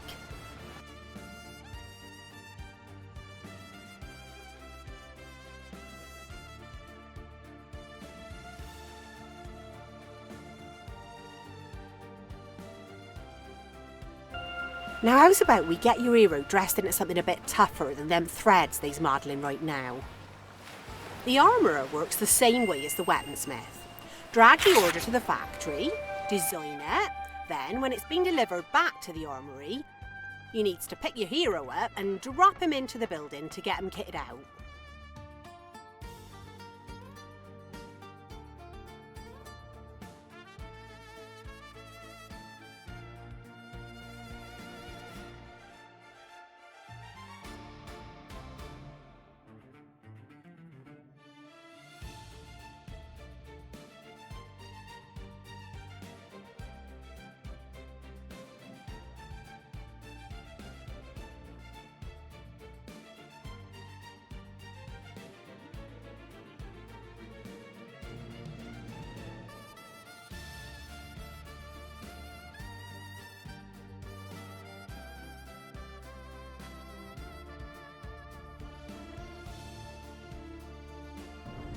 Will you look at that chunky monkey?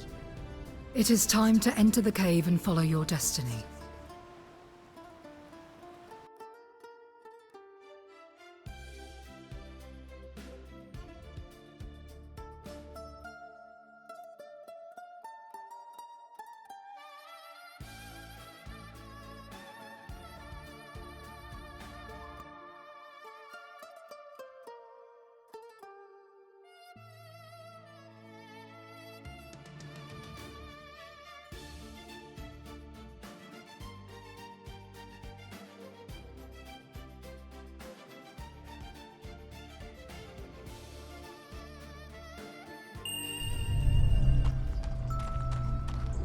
Your efforts to break through deserve the highest praise. Approach the pirates. You will come to no harm.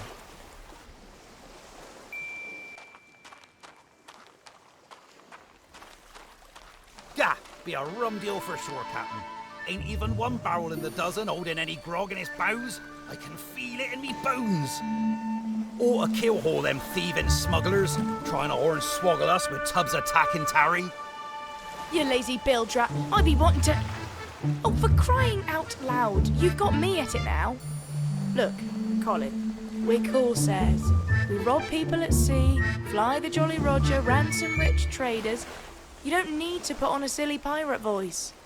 You're from Wormscar. No one talks like that. Oh, you barely checked one barrel. Now, stop mucking about and check all of the barrels properly.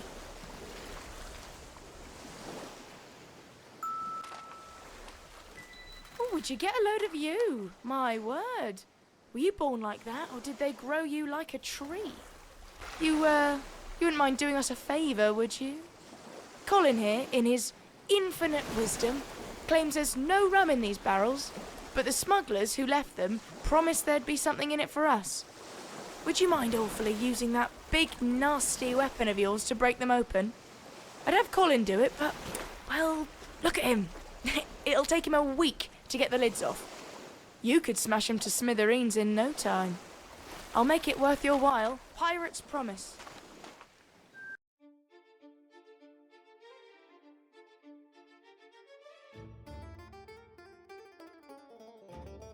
Pah! 'Tis just like I said. Yo-ho-ho, and no bottle of rum. Yes. Thank you, Colin. Why don't you leave the talking to me? I hate to say it, but he's right. They've done us up like proper kippers. Still, looks like you found the entrance to their cave. Shame it's blocked. What does the note say?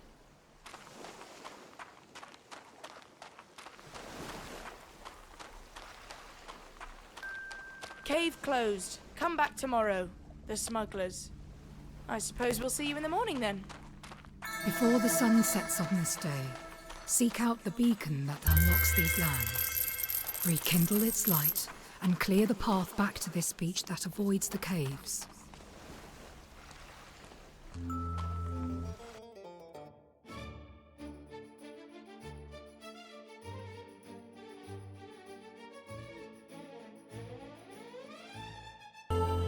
Return to Oakridge. The people will need you and your hero this night.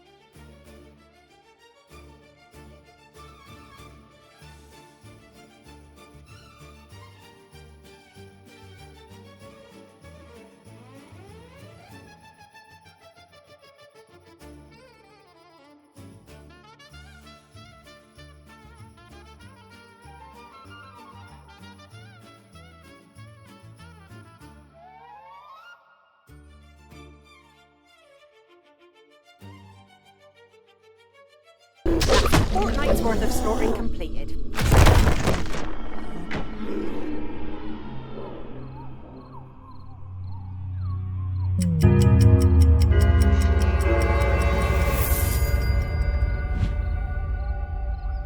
Return to Echo Beach. Your pirate friends need you, and we need them.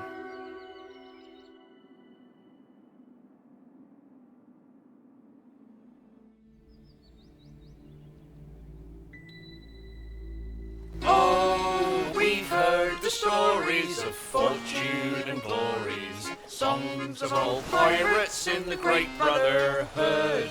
We dream of treasure, swashbuckling for pleasure, but we don't have a ship 'cause we ain't got no wood. Ardy, ardy-o, yo-ho-de-o-de-o, without any timber we're stuck here for good. Oh, we're ready for plunder, but there's just one little blunder. We can't sail the seas till our boat's built with wood. Hello again. We might need your help. Again. Right now, we ought to be breaking waves in the Third Sea, but we have a bit of a problem with our boat. It's got a few holes in. Would you mind awfully fetching us some wood? Colin, our resident expert pirate, thought it would be a good idea to give all our timber to the smugglers. Blast their barnacles! They said they was only wanting to borrow it. Just stop talking, Colin, please.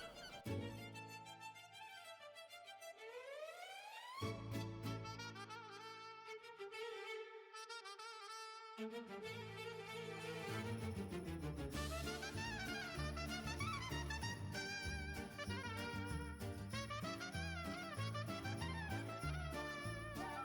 don't call you a hero for nothing, do they? Come on, Colin, let's get those holes plugged.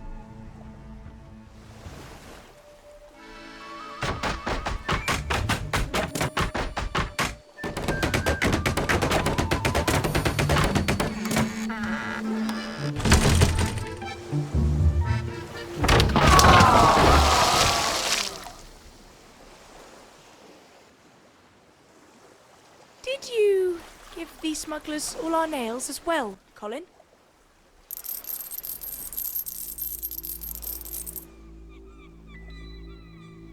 Oh, we thought we were clever, but wood don't hold together. Without something pointy to keep in the rails. We hammered, we thumped, but the boys just got dumped. So we can't build a ship till we get us some nails.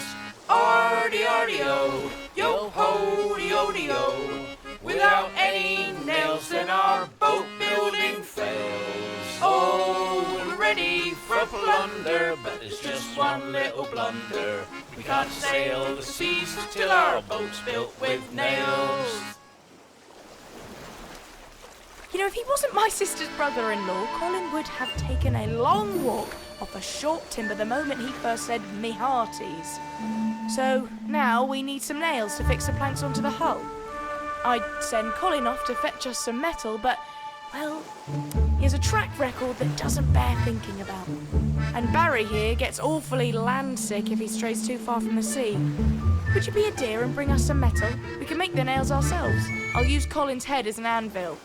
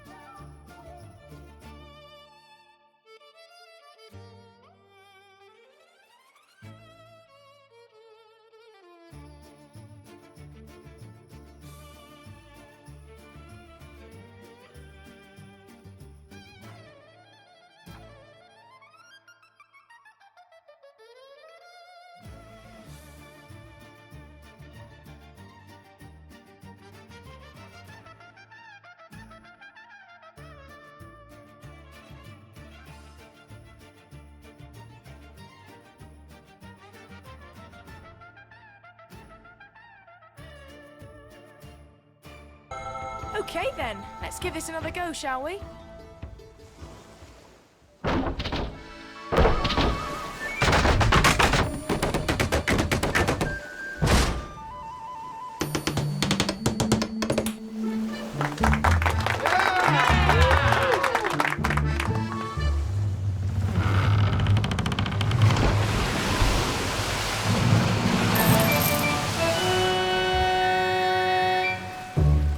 Solid as a rock.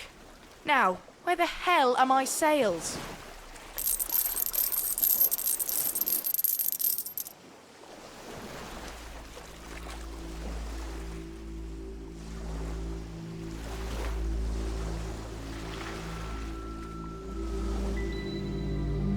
Oh, we pushed off from shore, but then sadly we saw a ship won't go far with no sail on its mast. We need cloth, we need thread, or we'll row till we're dead. 'Cause the ship without sails won't go anywhere fast.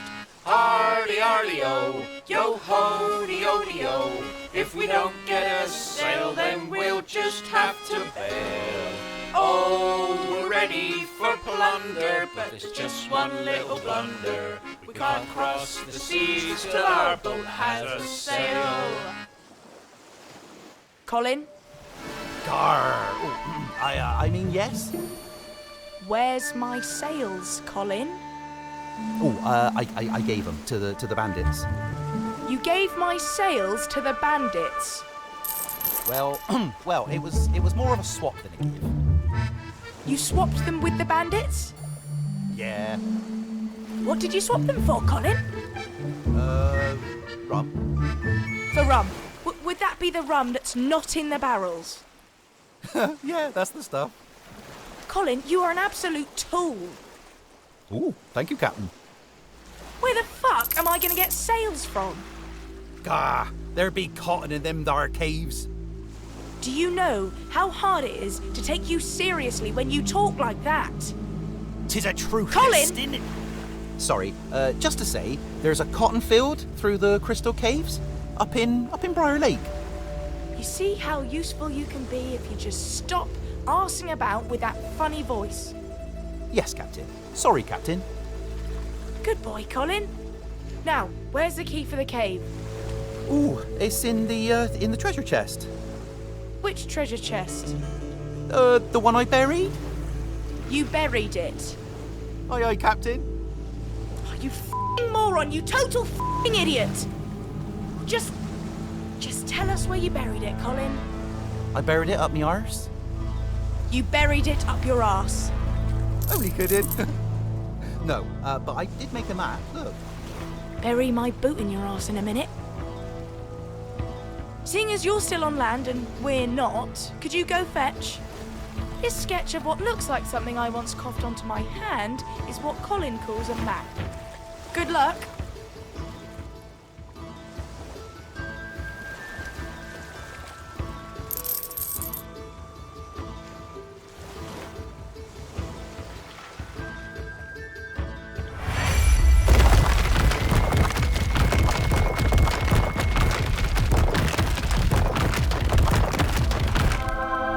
Found it? Great! Drag it out of the wallet.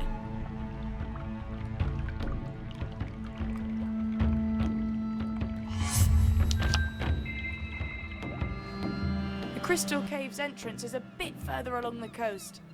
It's the one with the door and the lock, funnily enough.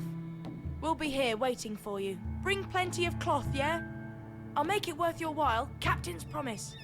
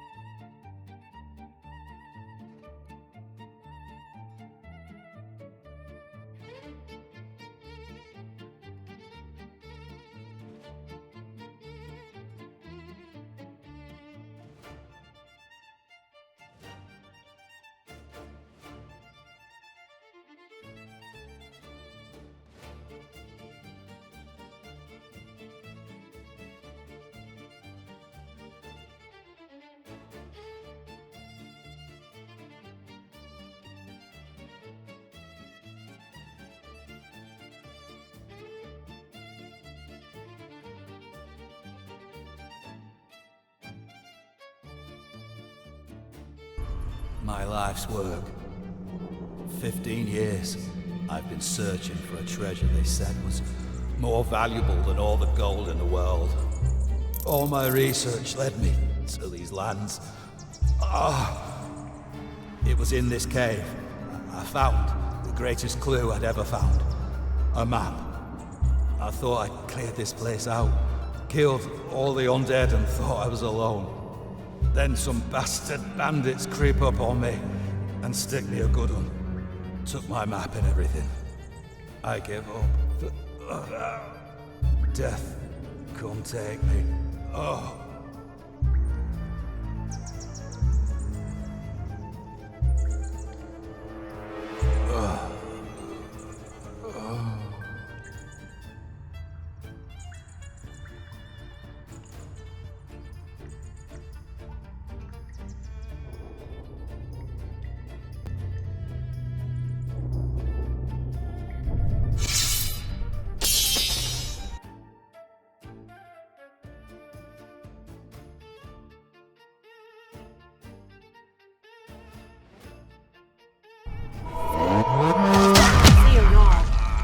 These killed them. Killed everyone. The bastards. Now is a time for last resorts.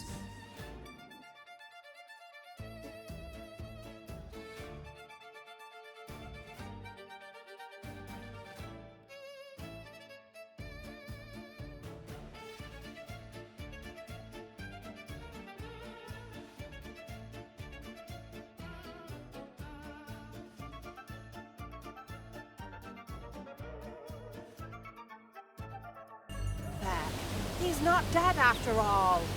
Ball gags. Your beaten Rex has called them all out. Quick, cut them bandits down before they kill everybody. Ain't much that riles me, but common folk taking up arms against fellow common folk is about as low as you can get in my book. Get your lightning on, eh? Slap those bastards.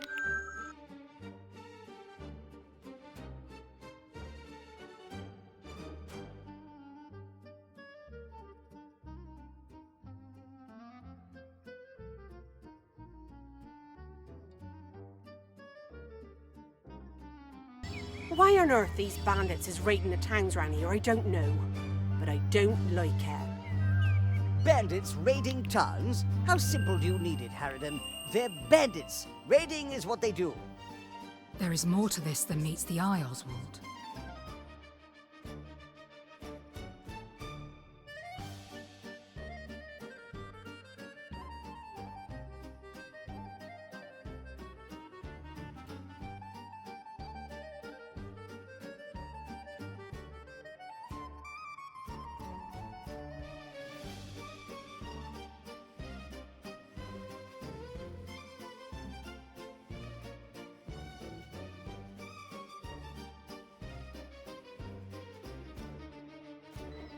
There you go. Nice big pile of logs, just like I promised.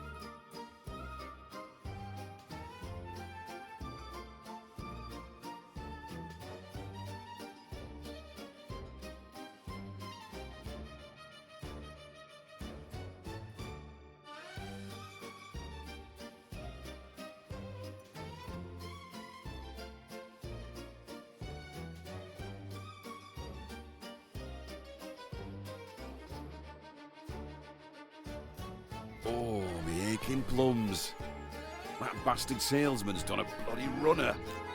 I told you what would happen if you gave that worm-tongue any money. Where's old Babe? Come here, boy. Have a sniff of this. That's his card, see? Took my money and buggered off before giving me the bottle of Dr. Pundrian's miracle ointments I paid for. I need to make this grape shrivel. Find that slithering snake who robbed us and bring me back a whole bottle of the stuff, right?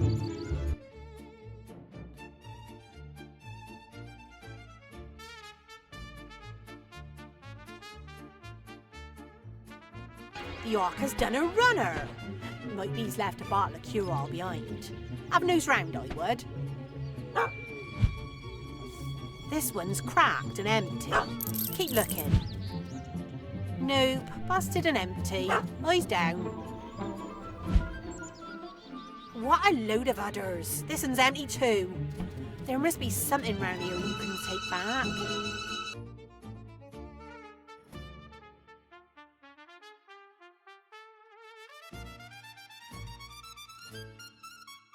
Mud in your eye and a beefcake pie. You found one.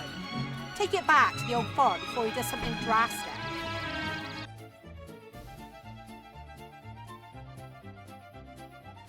Oh, my Farmer Giles is throbbing like a hellhammer. Babe, you are a lifesaver. Give it here, quick. You're not going to rub that on your body, Bulger, are you? That salesman told me it was for lumbago. He told Sam in the mill it was for toothache, and old Bill Turner got told to drip it into his eyes for blindness.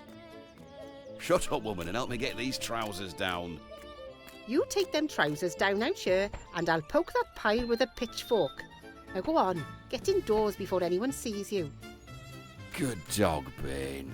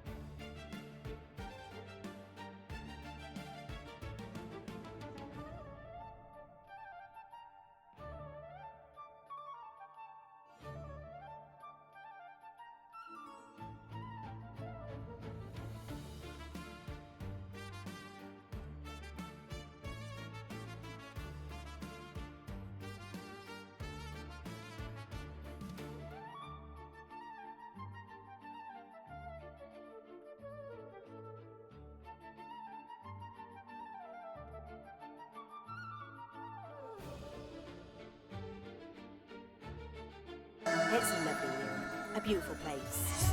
But I tell you what's not so beautiful. You've got all these people living here and not enough jobs to go around.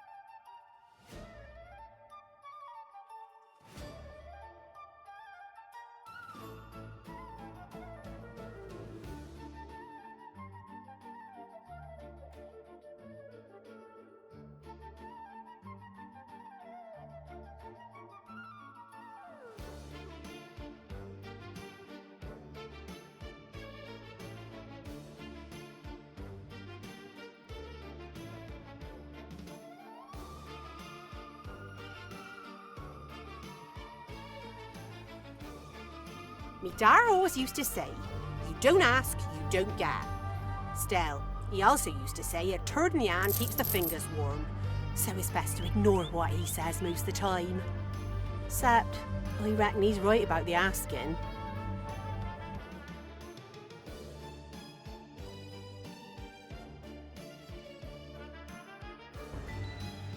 You've got yourself new workers, which is all well and good. But don't be thinking they's all happy-go-lucky. Old Town is squeaking them bum cheeks non-stop, waiting for the bandits to come back here. Fear's got 'em in its grip. You got to take your godliness serious-like. It's up to you to lighten the mood, and I knows just how to do it. See, Briar Lakes is a very old town with its own customs and traditions. One of them traditions is the Lord of the Lakes. Every year, they choose a townie to be the Lord, and they dress him up proper and celebrate. So what I want you to do is choose your own Lord and get him dressed up for the part. To do that, you have to fetch an order from the clothes shop and drag it to the Briar Lake factory. Then, as you does with your heroes, grab the worker of your choice and drop them into the shop. They'll do the rest.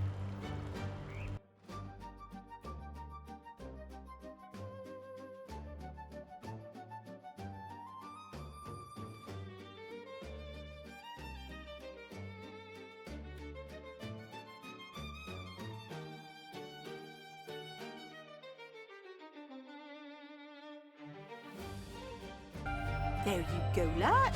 Don't he look marvellous? Now, every lord needs his lady, don't he?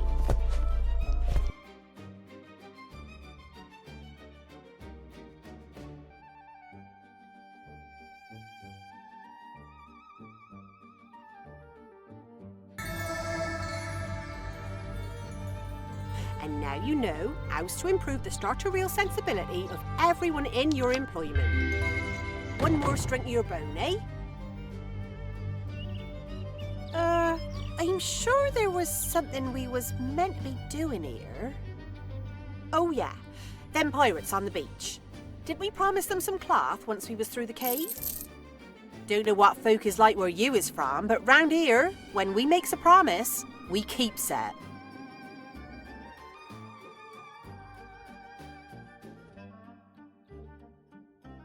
At last! You got my cloth then? I suppose you better go get her some cloth then.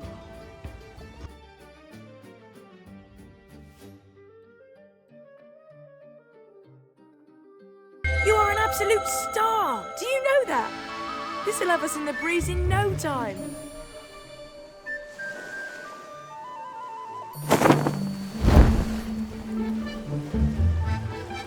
Farewell, sweet heroic gatherer of resources, we shall meet again.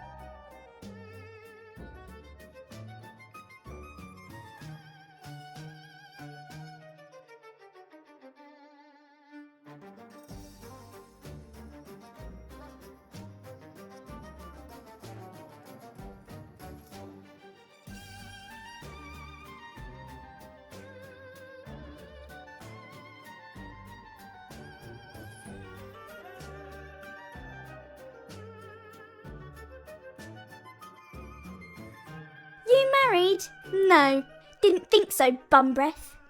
Why don't you pick on someone your own size? Like a falling boulder or something.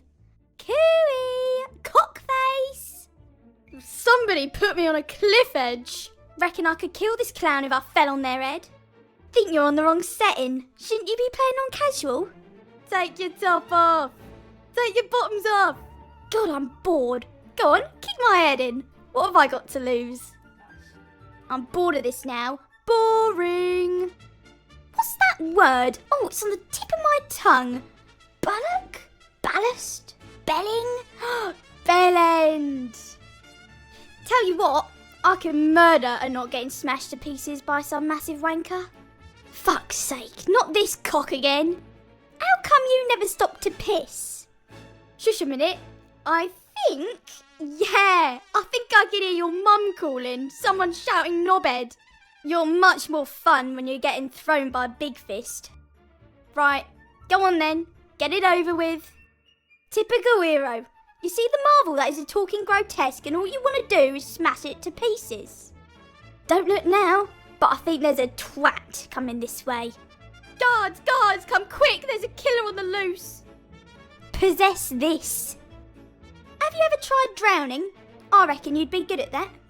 Want to be the filling in a gargoyle sandwich?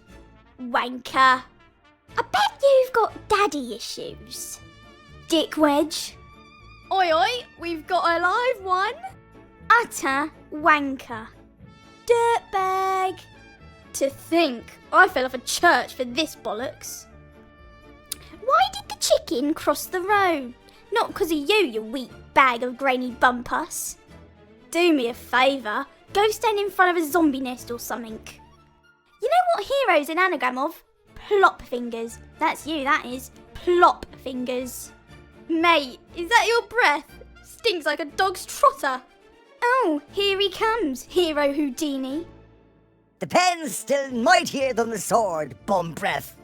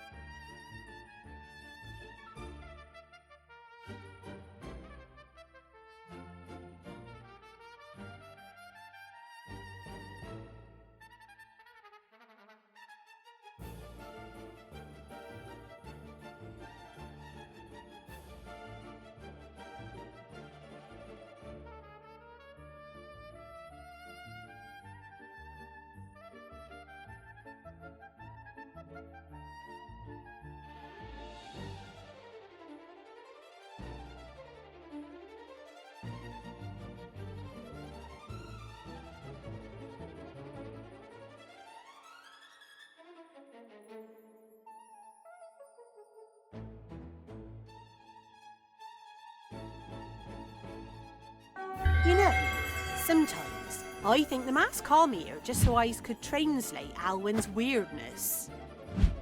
What she means is the obelisk hugger's back. Where's he at then, Booze? Look to the peninsula. Here, look. There's that spiritual scruff bucket out on the headland. Extract the last of the information from this lost soul before the sun sets on this day.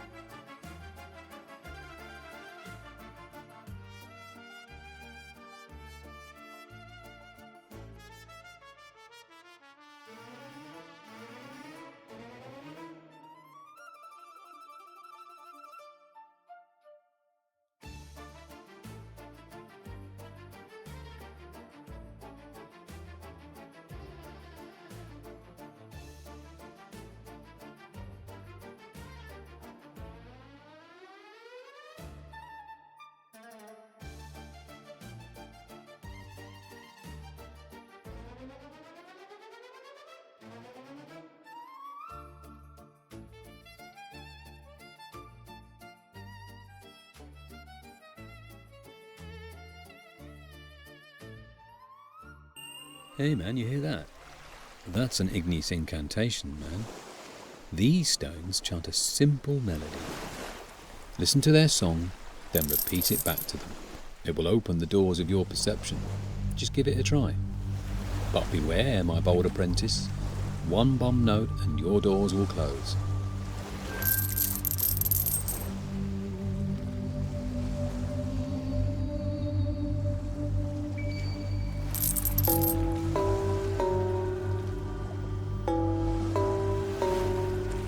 Righteous, you've taken your first step on the ladder of enlightenment. Complete the next 5 chants to open the doors to Shangri-La.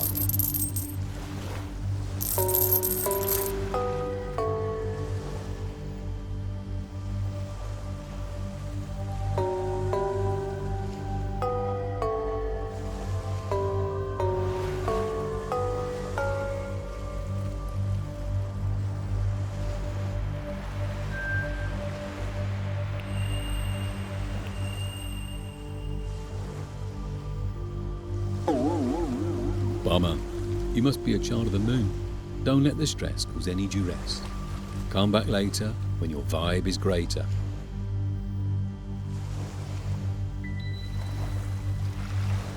Will this be your time to succeed? Repeat the melodies, unlock your mind.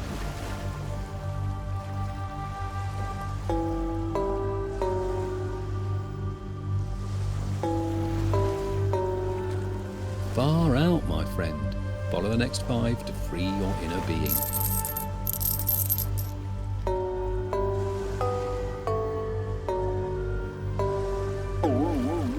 Bummer. You must be a child of the moon. Don't let the stress cause any duress. Come back later when your vibe is greater.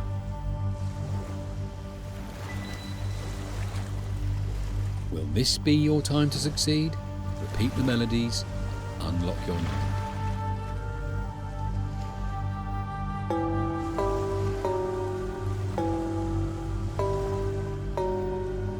You have a shaman's touch. 5 more to go.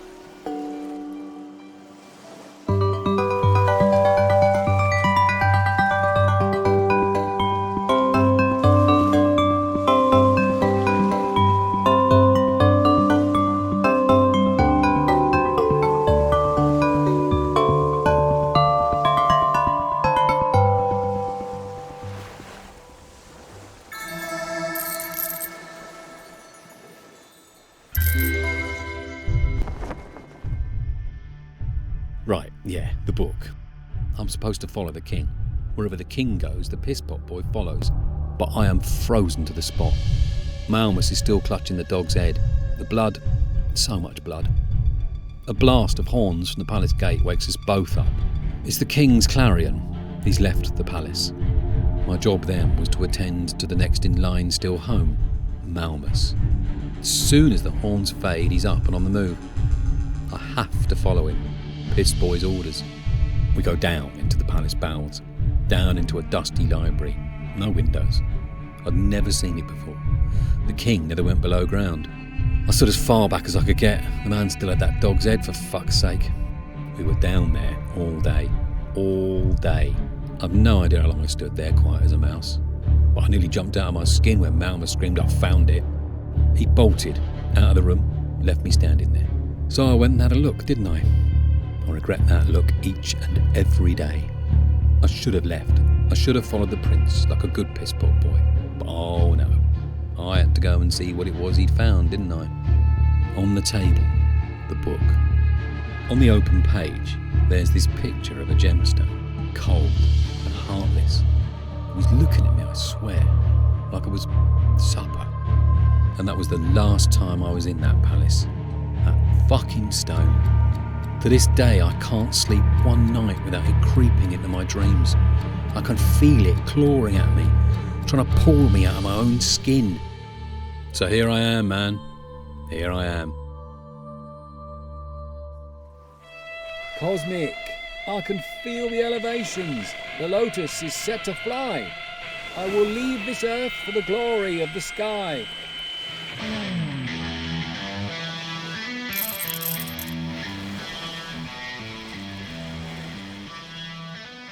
There is no more doubt. Prince Malmus and the Orkenstone. They are as one. Hang on, no. This half-baked soap dodger ain't said nothing about Malmus actually finding the stone, unless you count seeing the thing in a book as finding it. How were you called to the order, Valmy? Well, I was throwing a stick up a concord tree one day when I heard this voice telling me I ought to hot-foot it over to Oakridge. And you, Oswald? The mask called me to its side. All right, I get it. The feckin' stone can talk inside your head too. Stupid magical artifacts. Always messing with your inner money log. The path is clear. Find the stone, find the prince. Oh, sure. Easy bag and peasy. Hang on a minute. That explorer in the cave. He was looking for some treasure more valuable than all the world's gold. Reckon a magical stone that can talk inside your head's worth a few bob. It pains me to say it, but the muckspout may just have it. Find the map, find the stone.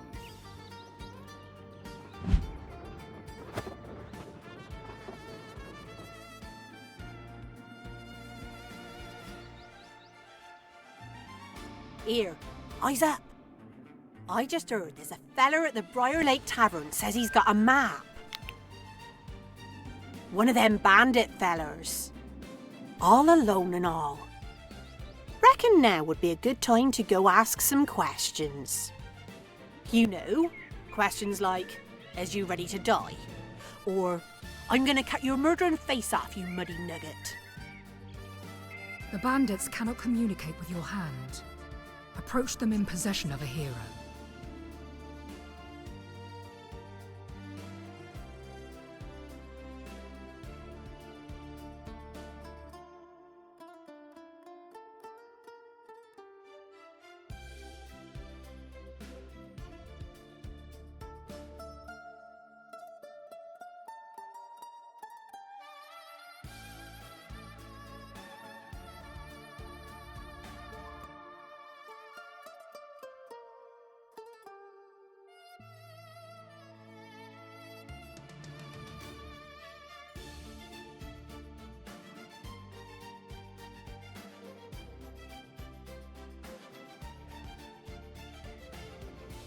There is a certain poetry to the gestures of the hand, a language unspoken.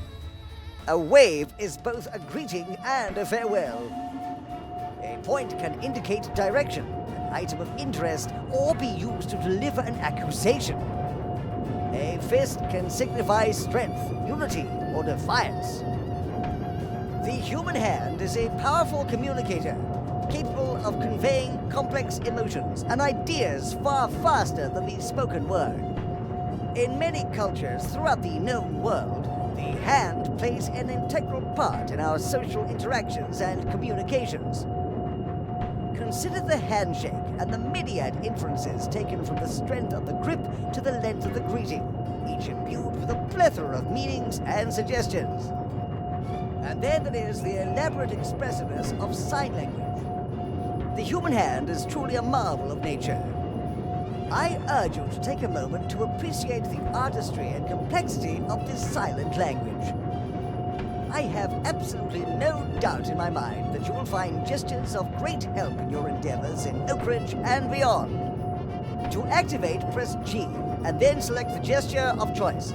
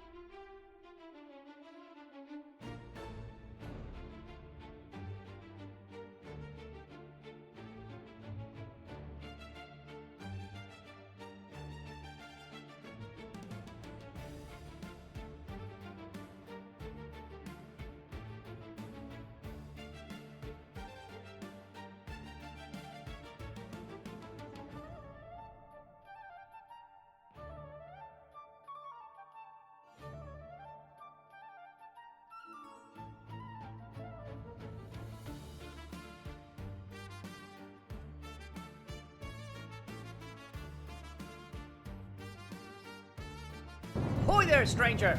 You ain't seen a little bottle bobbing about, have you? You see, my wife Bonnie, bless her, she's off on her first grand pirating adventure. Promised she'd send me a message in a bottle every day, like a proper romantic and all that. But I've been searching this blasted coast for days, and not a single bottle has turned up. If you fancy putting that big old hand of yours to use, maybe you could help me find at least one of them. Should be washing up on the coast where the pirate ships set off. Unless she's got terrible aim, which she does.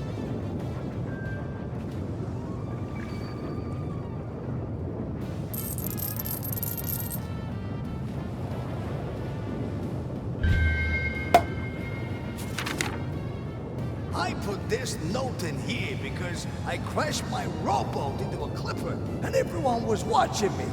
They all think I has written my name and address in here, but I ain't. That's not for Stanley. Better keep looking till you find a message for him.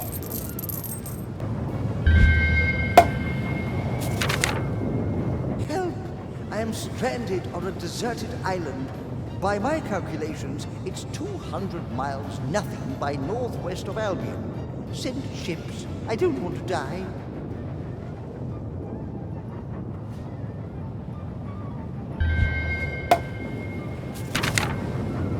Don't help. It's bloody lovely out here. It's not exactly deserted. I found a village on the other side of the island where everyone is so kind.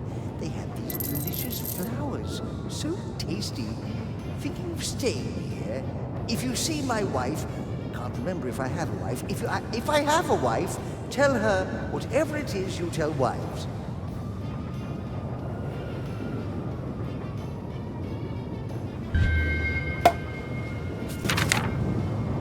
Whoever keeps fucking chucking these fucking bottles in the fucking sea. If I fucking find you, I'm gonna sling your sorry ass right to the fucking rocks!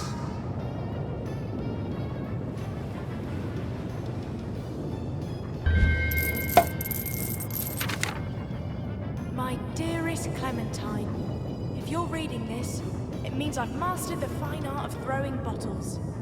Tell me you miss me, my love. Tell me you haven't run off with that barmaid from Bristol. I know how she looks at you, like you're the butter to melt on her mash. Life at sea is grand. Better than listening to him prattle on about cabbage varieties. Anyhow, I told him I was going pirating. Just left out the part where I wasn't coming back. I'll write again soon, unless the ship sinks. In which case, assume I died doing something dramatic. All my love, and half my crews, your one and only Captain Bonnie Buckles. P.S. If he finds this first, oops. Oh dear. Don't reckon that was the sort of letter Stanley was hoping for. Still, can't be leaving him hanging on tenterhooks. Better get this back to him.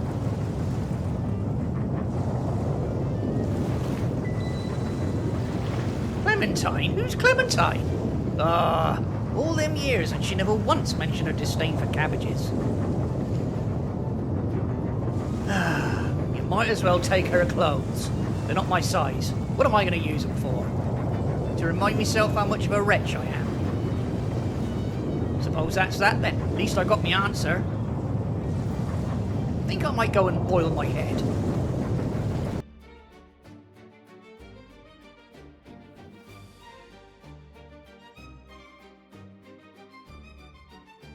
Ah, give me him. Time to put him away, eh? The wordsies are falling out of the mousies. The mousies don't want him to go.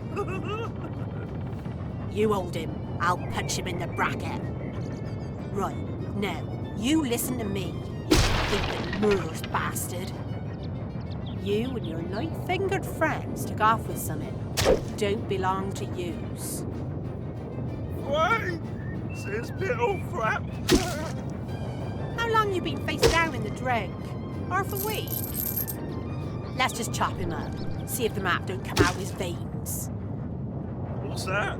You don't want to slice me up, see? What do you want to know?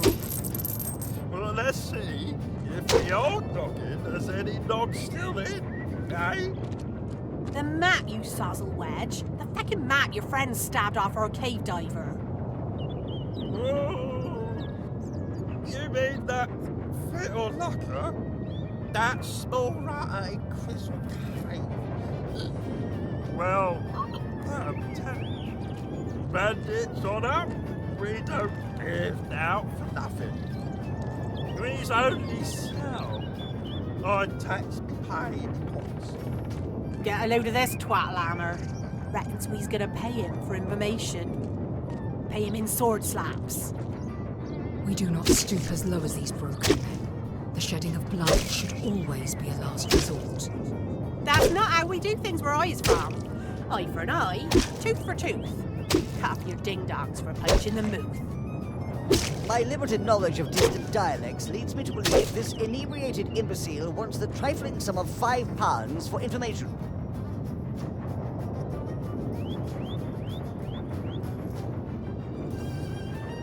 Paying's not for the likes of this Clad. Jab him with your stabber. Oh, curtsies.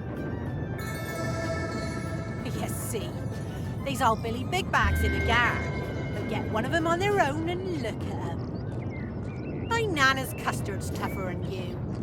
Except when she makes it out pig fat. The adventurer's life's work was in search of the Organstone. This map will lead us straight to it. I have marked the location. Head south to Eastcliff. No two ways about it, then. Your next steps is following this map. Set off now for the stone.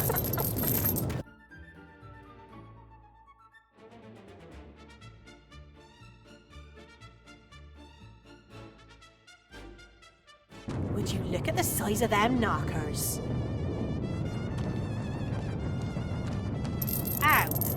blazers is we getting past that? This door, it is impenetrable, even to your most destructive powers. The magic that built this is ancient and twisted. It's what, you say? If we cannot get to Malmus, then we shall have to draw him out. Cricket, return to the Arcadium. Find an answer to our problems and report to me as soon as you have one. As you wish. I shall report my findings in the morning.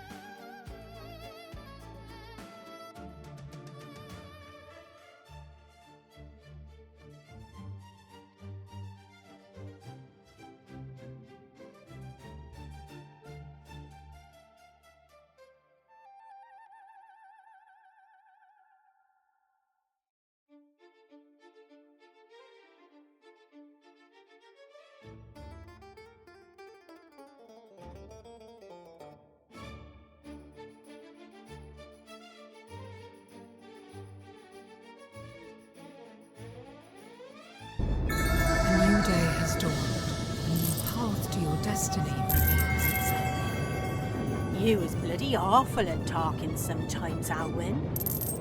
What she's saying is we has a plan. That is a very rich use of the word we. I is a member of this order, ain't I? And this plan is a plan of the order, ain't it? Then yeah, we has a plan. It's quite simple, really. You build a great big fighting shack. Your big bad Prince Maggots will come out and see what all the fuss is about.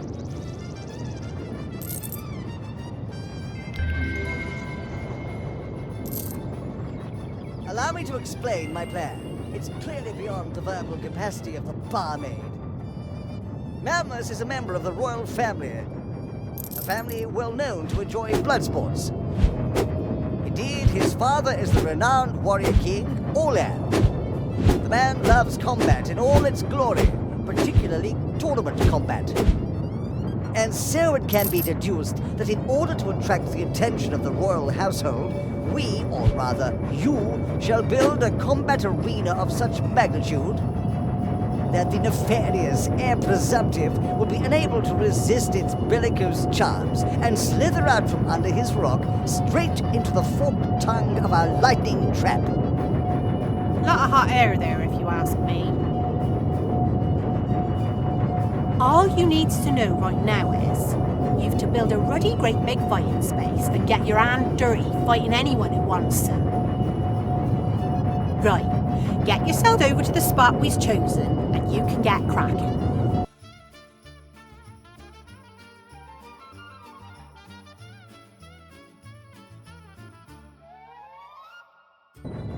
This is a little bit bigger than your usual constrictions. You've got to make this thing impressive enough to get a crowned hobnobber in. That Prince Malmus won't come out to play at any old combat arena. What you need is an arena big enough for 100 spectators. Yes, quite.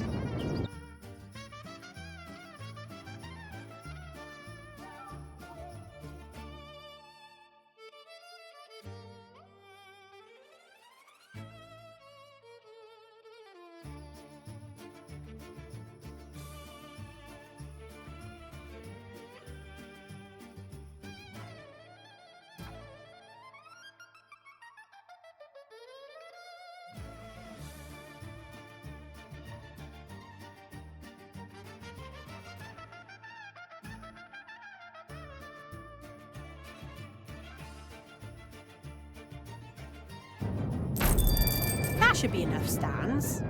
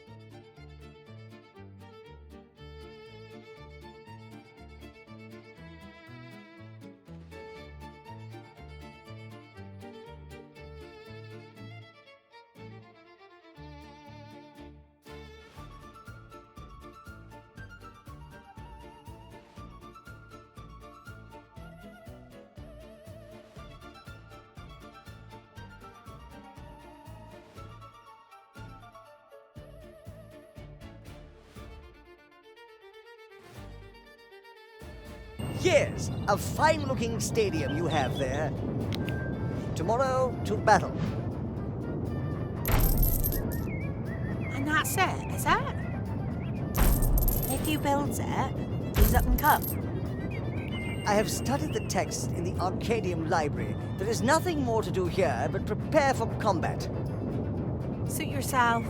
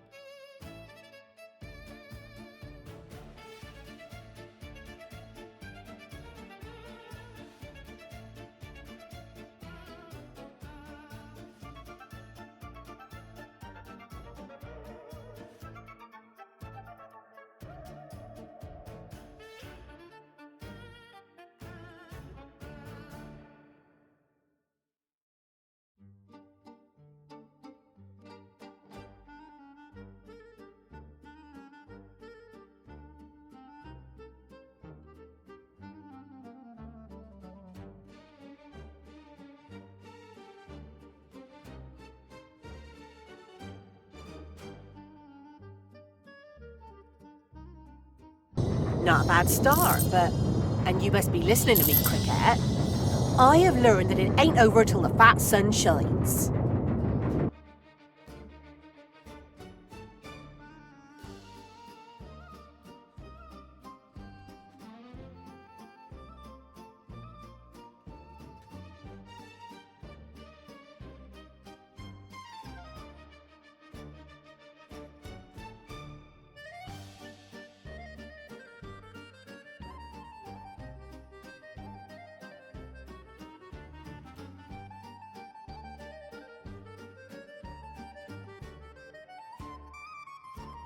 Try not to get overexcited just yet, eh? Past experience suggests that there's more to come.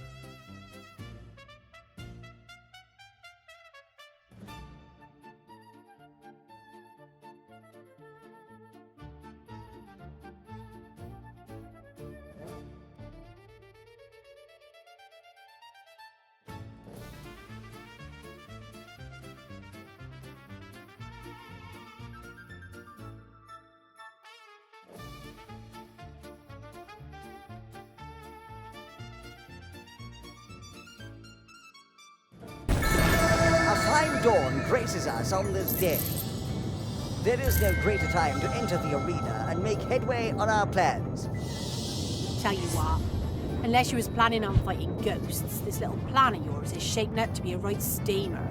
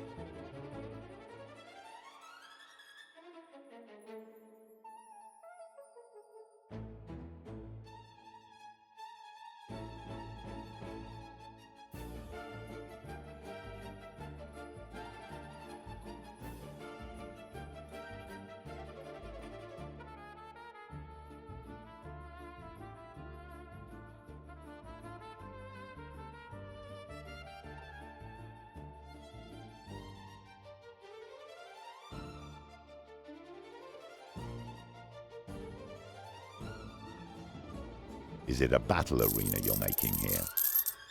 This battle arena is fully operational. There will be no combat here while these premises are in violation of the Albion Combat Arena licensing laws. Oh dear. It is your lack of walls. There can be no chance that the combatants can escape the arena and place the public in danger. But if you were to wrap this structure in sturdy wooden cladding, then I can see no reason why public battle should not take place. How's an executioner know about licensing lords and clagging? My past is my business. Right you are then.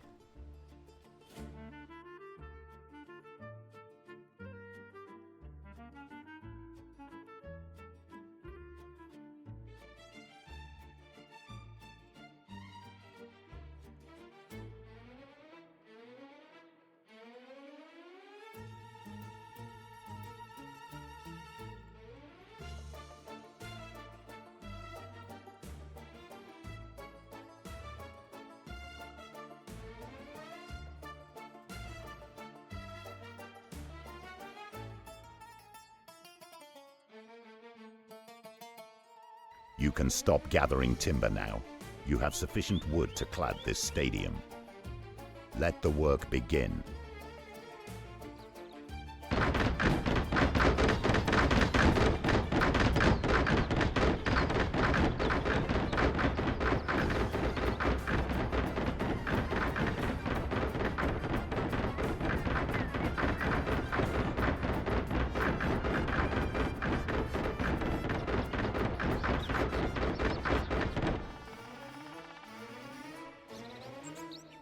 Your stadium is ready. Might I inquire, where are you sourcing your combatants? What do you mean, sourcing? Your fighters. Where are you getting your fighters? Well, cricket? Those who wish to prove themselves will flock to our doors post-haste. If only that were true. For a small fee, I can furnish you with enemies of all calibers, and I can keep order in the pits. For a small fee. Better be bloody small and all. Return tomorrow. There will be willing victims, and I shall spread the word that we have blood sports here.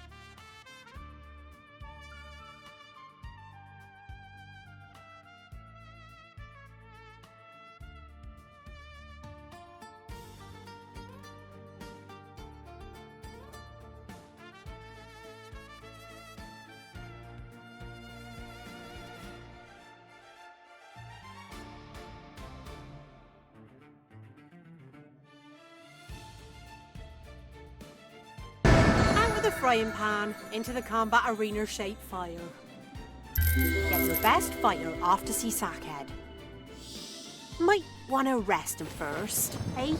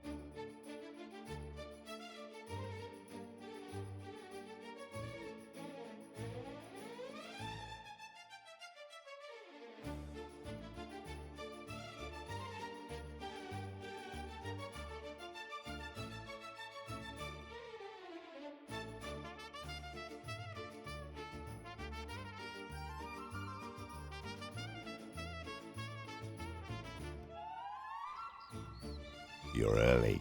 Good. I have combatants prepared and the stands are as full as they will get. Are you ready?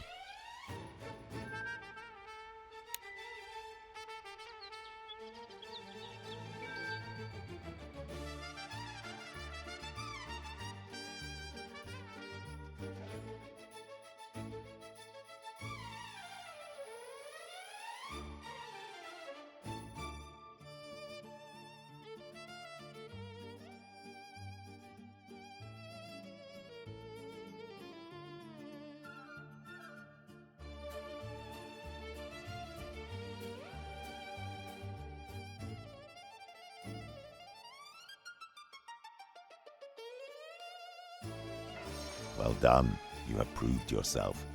But that was only the first round. When you're ready, we can continue.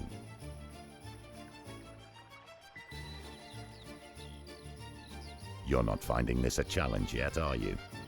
Do not disappoint our paying customers. They're ready and waiting for you.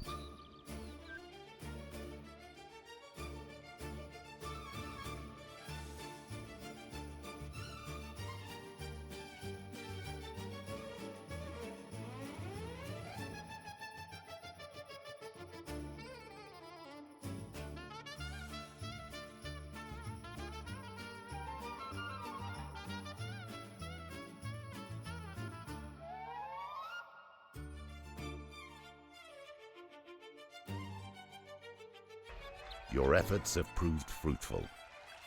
When you are ready for more, come and find me.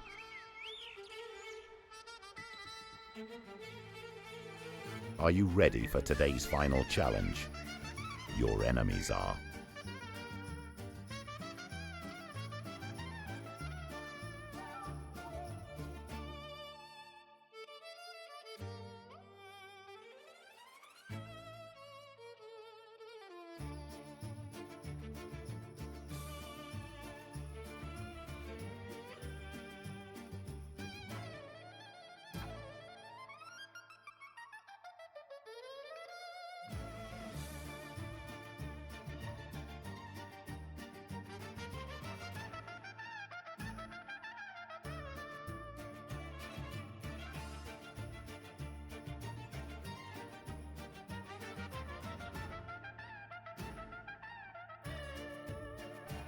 Excellent. You have defeated all 3 rounds. There will be no more tournaments today. The villainous Malmus does not attend our illustrious event. You want royalty to attend? Then you need fighters of renown and an arena that is celebrated across all Albion. And for all Albion to speak of you, your combat must be worthy of their ardor. There is no shortcut to fame in this game.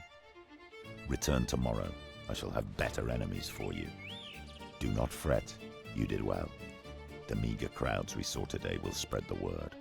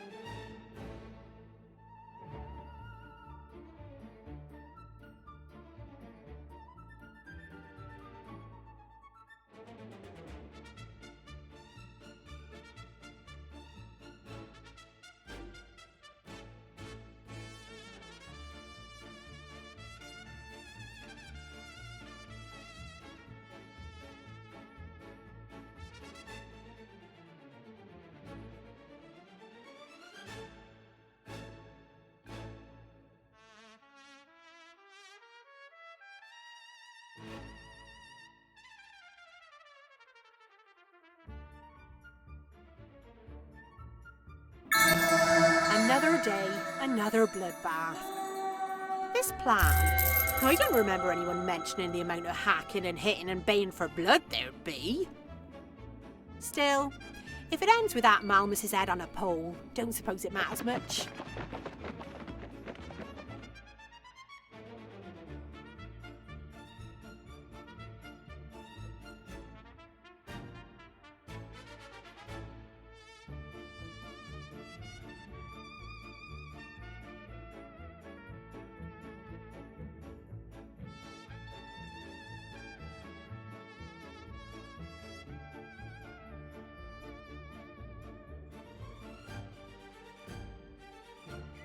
The day is young. The arena is prepared. Today, your God Hand will enter the fray.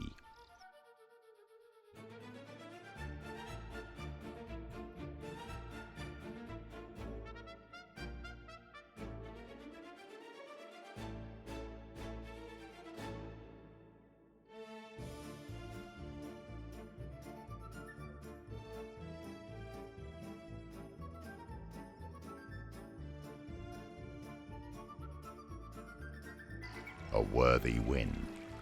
I will keep the meat bags warm for your return. There are no undead left to defeat today. That was some of the finest combat I've seen, and I've worked in arenas the length and breadth of this nation. Tomorrow, if you defeat all comers, your arena's status will be cemented as one of the great stadiums of our time.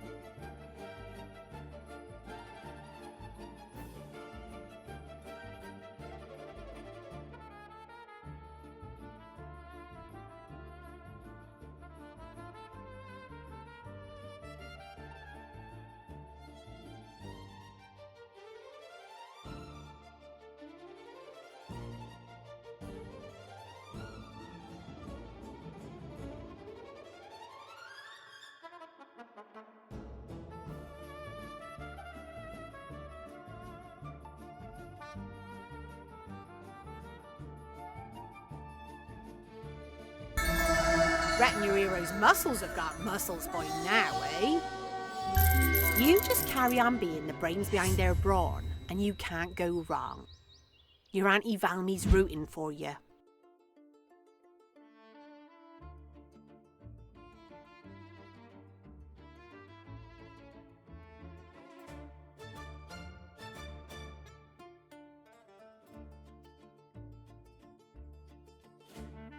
A new day brings new enemies. The crowds grow, as does your reputation. Today, you will fight with both hero and hand. Are you ready?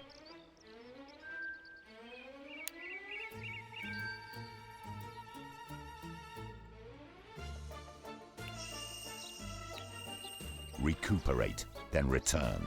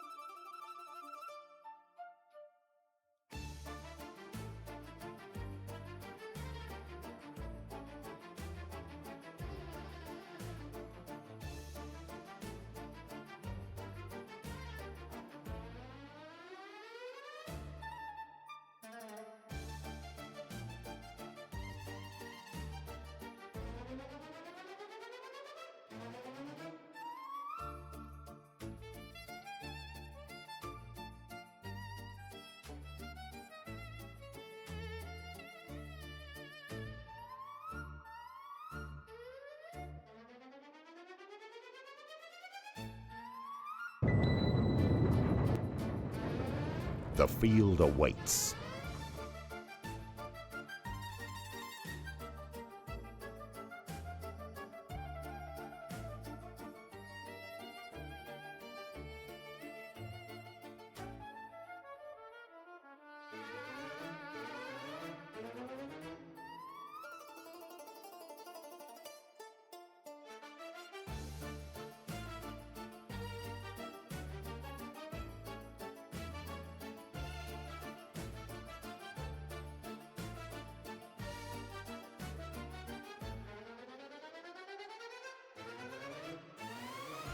Admirable, yes, but there is more still to come.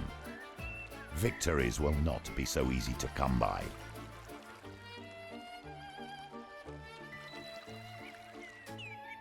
Is there a greater sound than that of an enemy vanquished?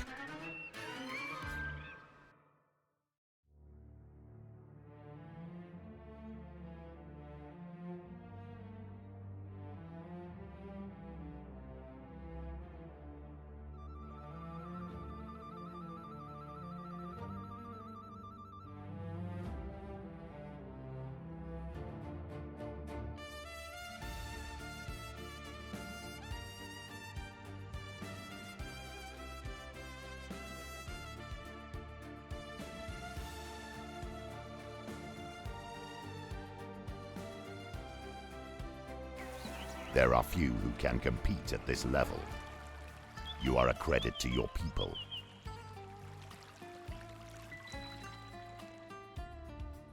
The last tournament of the day is about to begin.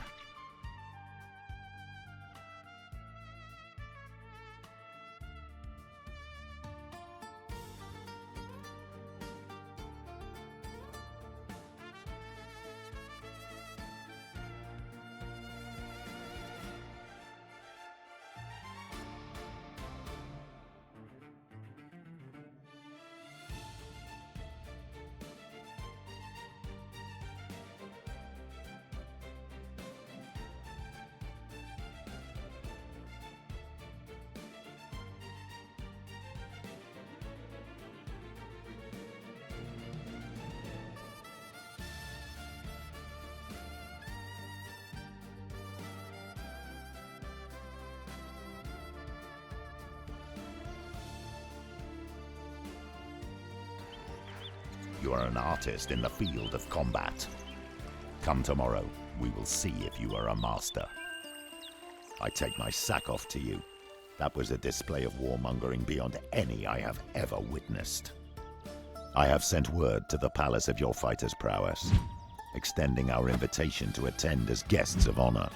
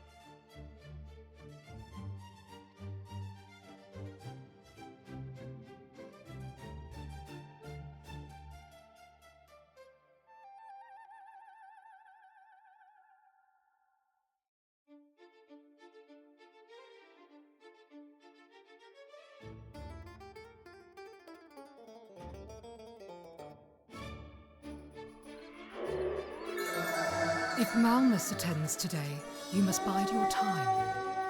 Word will have reached all corners of the Kingdom of the Hand.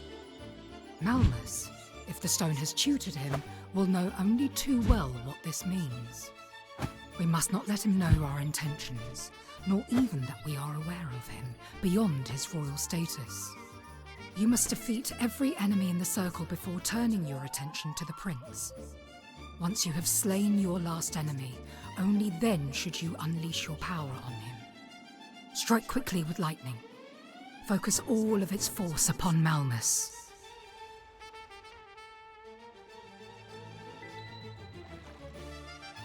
Ready for the royal tournament? Then let the games begin.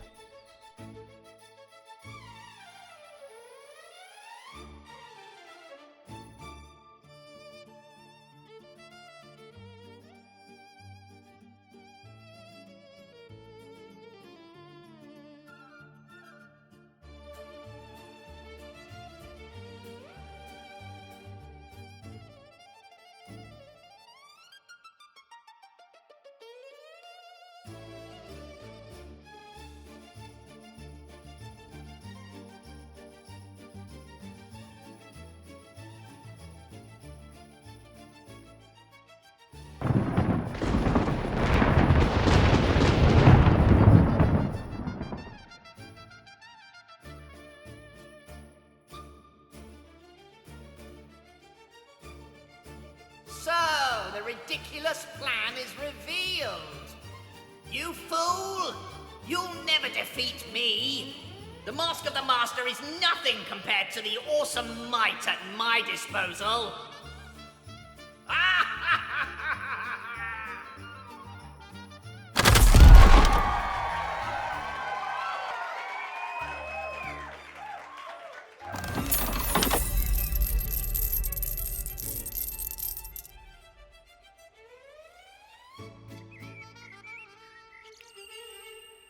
Remarkable. He simply batted that lightning away. An astonishing ability, creating some sort of defensive magical field around himself. We are too far behind. The stone's power has grown beyond the masks. There is much to do before you can face him again. Time is running out. Cricket, Valmy, we must double our efforts. Our champion must be ready. You see who's sitting with him up there in that royal box? Garrick the Scourge. The Bandit King. Now what's a thieving, lying, murdering, double-crossing scumbag like that doing rubbing soldiers with a prince of the realm? Birds of a feather flock together. Reckon we ought to pluck a few of that bird's tail feathers. See what sort of squawking it does. Your instincts serve you well, Valmy, but let us heal our charges first.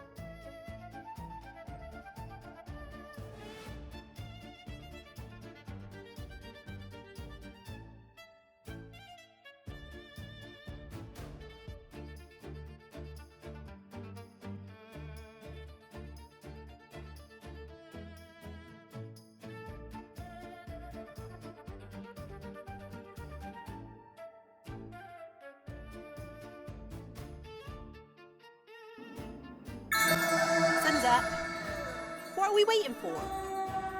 Let's go see this bumboil Bandit King. Be cautious around this man.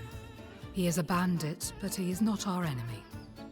You telling me that a murdering, pillaging, cut your throat and sell your granny scumbag like Garrett the Scourge is our friend?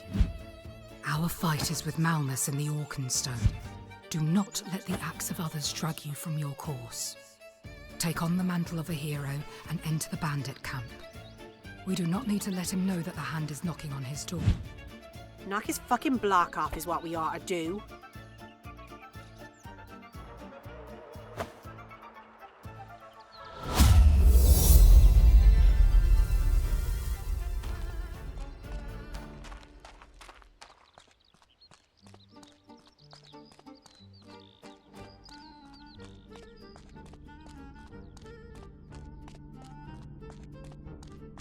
All right, stop right there, meatbag. You got two choices. Turn round and fuck off, or pay 10 grand.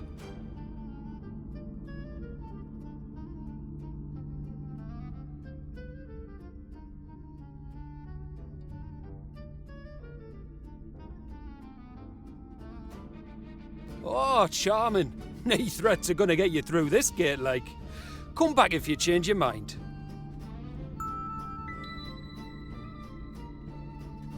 Takes guts to talk like that. Shame you won't have him for long, eh?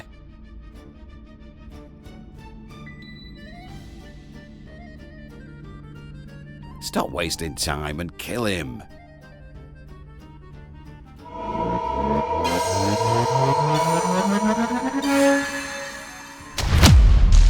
Pack it in. Oh, you bastard. I have a family, man.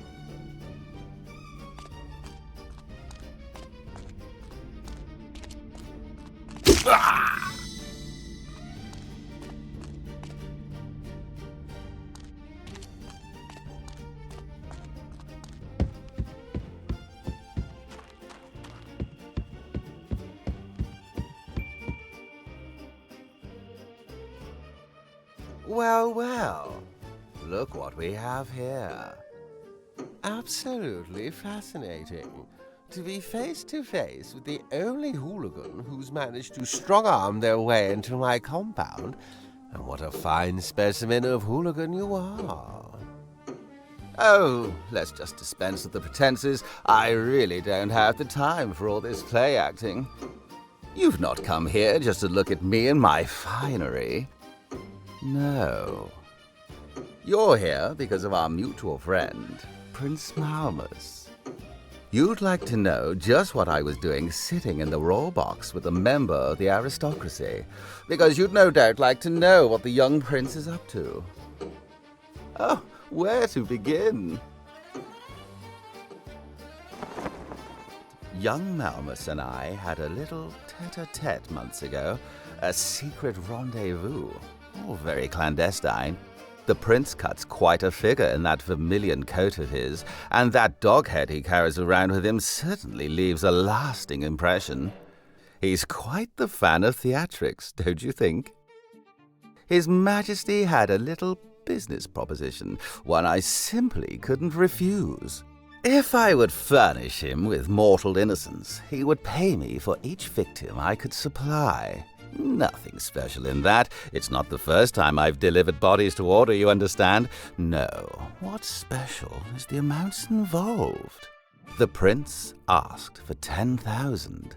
Well, as you can imagine, collecting 10,000 innocents is no mean feat.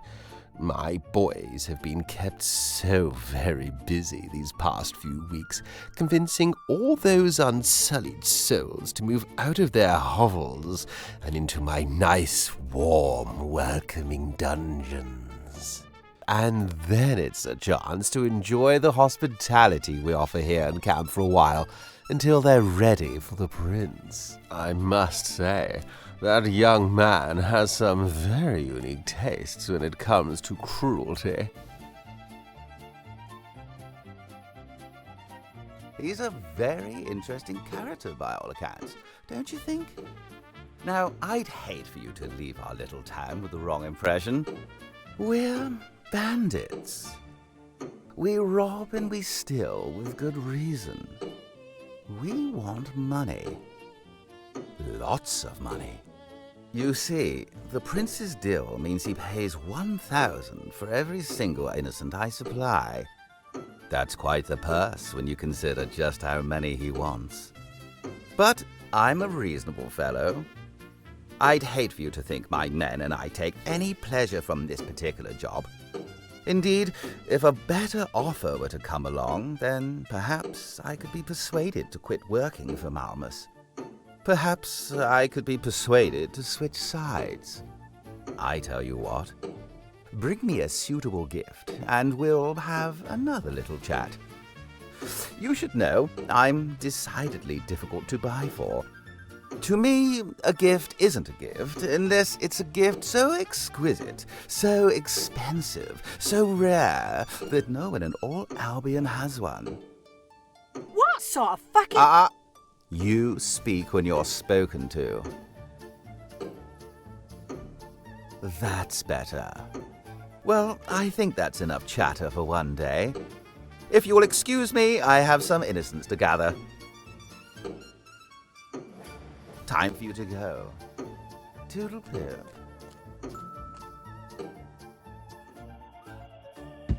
That bastard bandit. Someone should do something about him. You will do nothing. You understand me, Velmy? Nothing.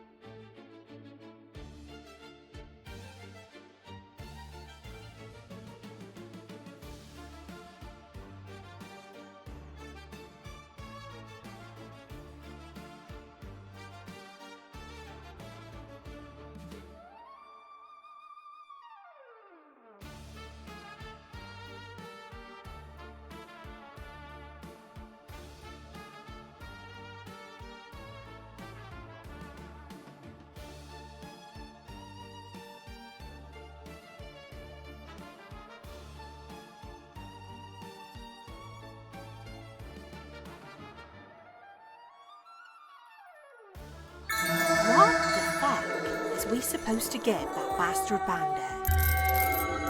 Fucking exquisite and rare gift. No one else has. If no one else has got one, then it don't fucking exist. I shall consult the Arcadium Library. No doubt there will be something in a book somewhere. Only thing he's gonna find in a book is the end of his drippy fucking nose.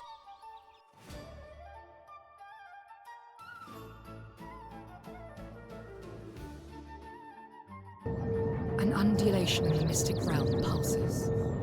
An artifact, perhaps. It has surfaced from deep beneath the ground close to the Briar Lake's drawbridge, a sizable spherical object. An artifact that sends pulse signals through the mystic realm. I'll wager this is the rare and exquisite thing that would satisfy the brigand's lust for extravagance. Fetch the spherical artifact and return it to the crypt for inspection.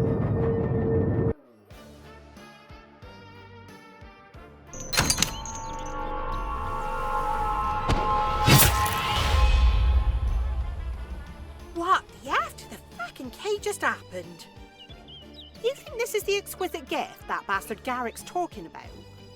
Or do you think this might be some sort of elaborate trap sent to screw us right over? I sense magic that is far older than Garrick's band of brothers. This trap was not laid for us. Believe what you like. I know what I think. Don't matter who said it, does it? What matters is, how do you get out of it?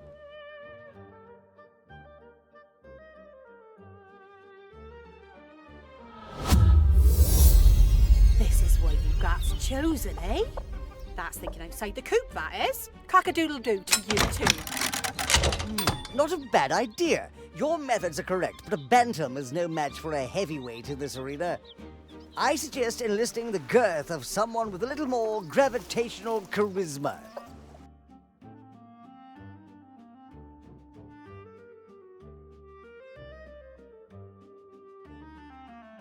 That's more like it. This one's got some meat on the bones. Get them to the pressure pad. Post haste.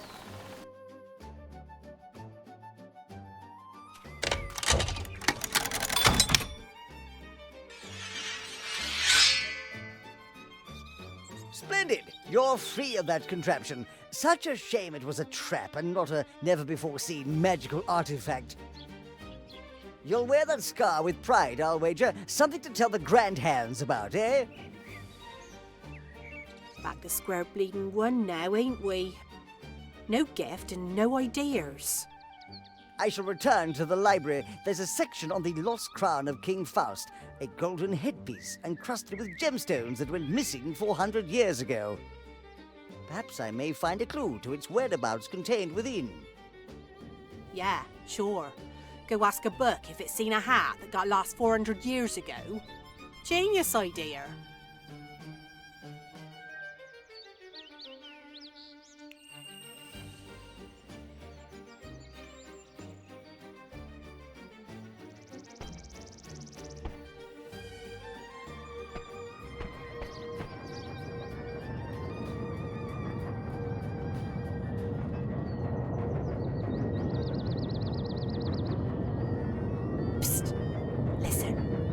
Keep your head down. I don't want crickers or Madam Mysterious to hear.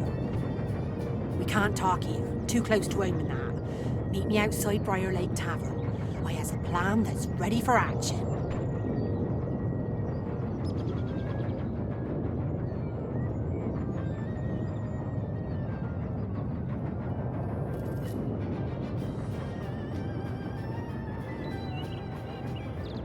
This Garrick bastard.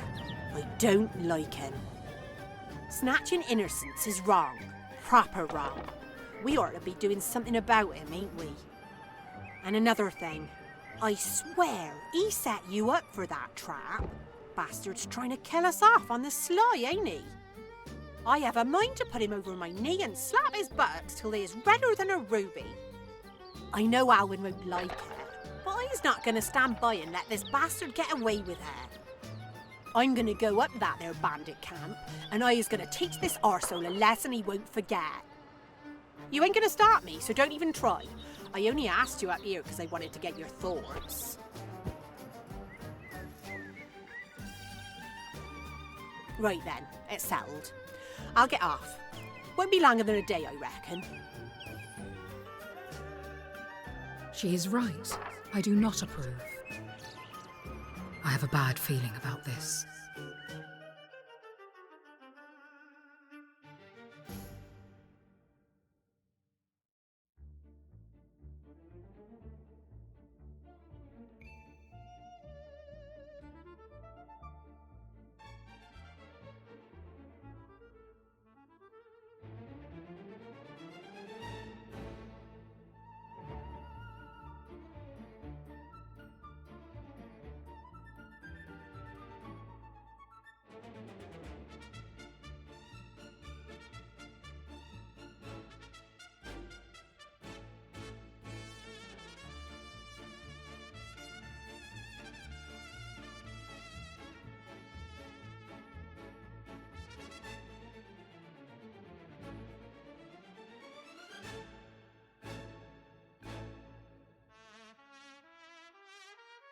Valmy is not returned from the bandit camp. I fear for her safety. It was foolish to let her go alone. Take control of the hero and pay Garrick a visit. Bring Valmy home.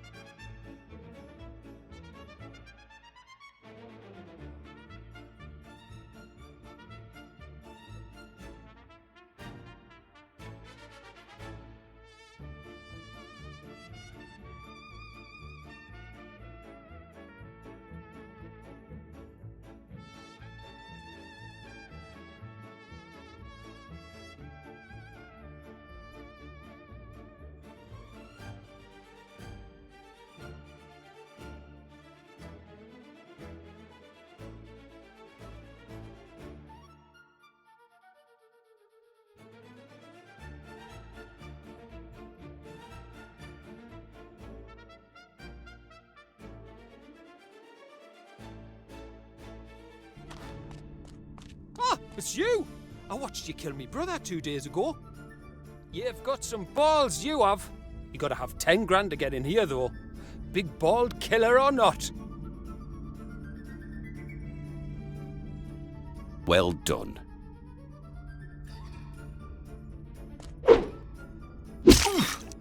Pack it in! Oh! You bastard! I have a family, man!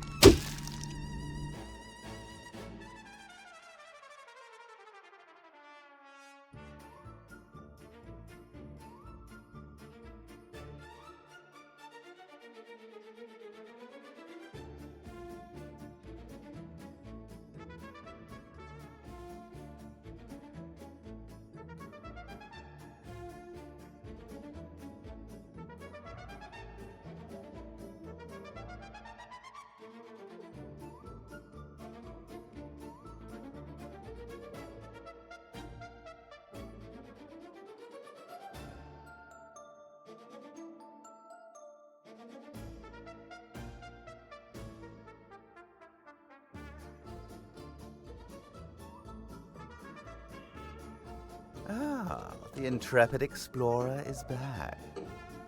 Took a shine to some of my crew, did you? Never mind. Plenty more goons where they came from, Thank you so kindly for my gift. It's absolutely exquisite and clearly a one-off. We'll take her, despite her obvious lack of innocence. Get your feckin' filthy mitts off my happy place! Yes, if I had a choice, I'd keep her as a rarity. An exquisite example of what happens when the organ grinder fails to keep the monkey in check. I'll check your feckin' mouth with my boot in a minute. But our Malmus must have his innocence, and who am I to deny him? Unless, of course, you'd like to buy her back. The prince has a price of 1,000 on her head, but I suspect you're prepared to pay more for this one. Something a little more debilitating. Something a little more expensive. Something that's a little harder to swallow, perhaps. Or not. Now, you should ask yourself, how much is her life worth to you?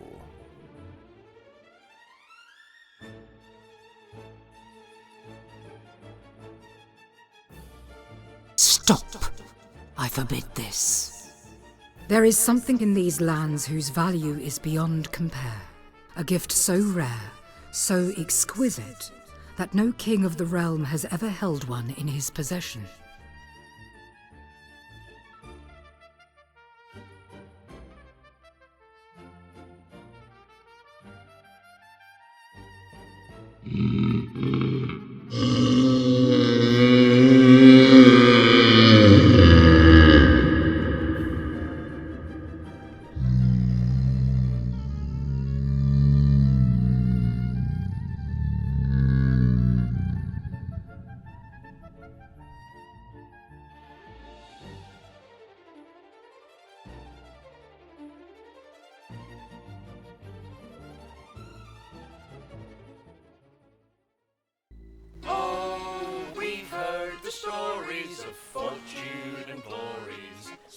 dreams of old pirates in the Great Brotherhood.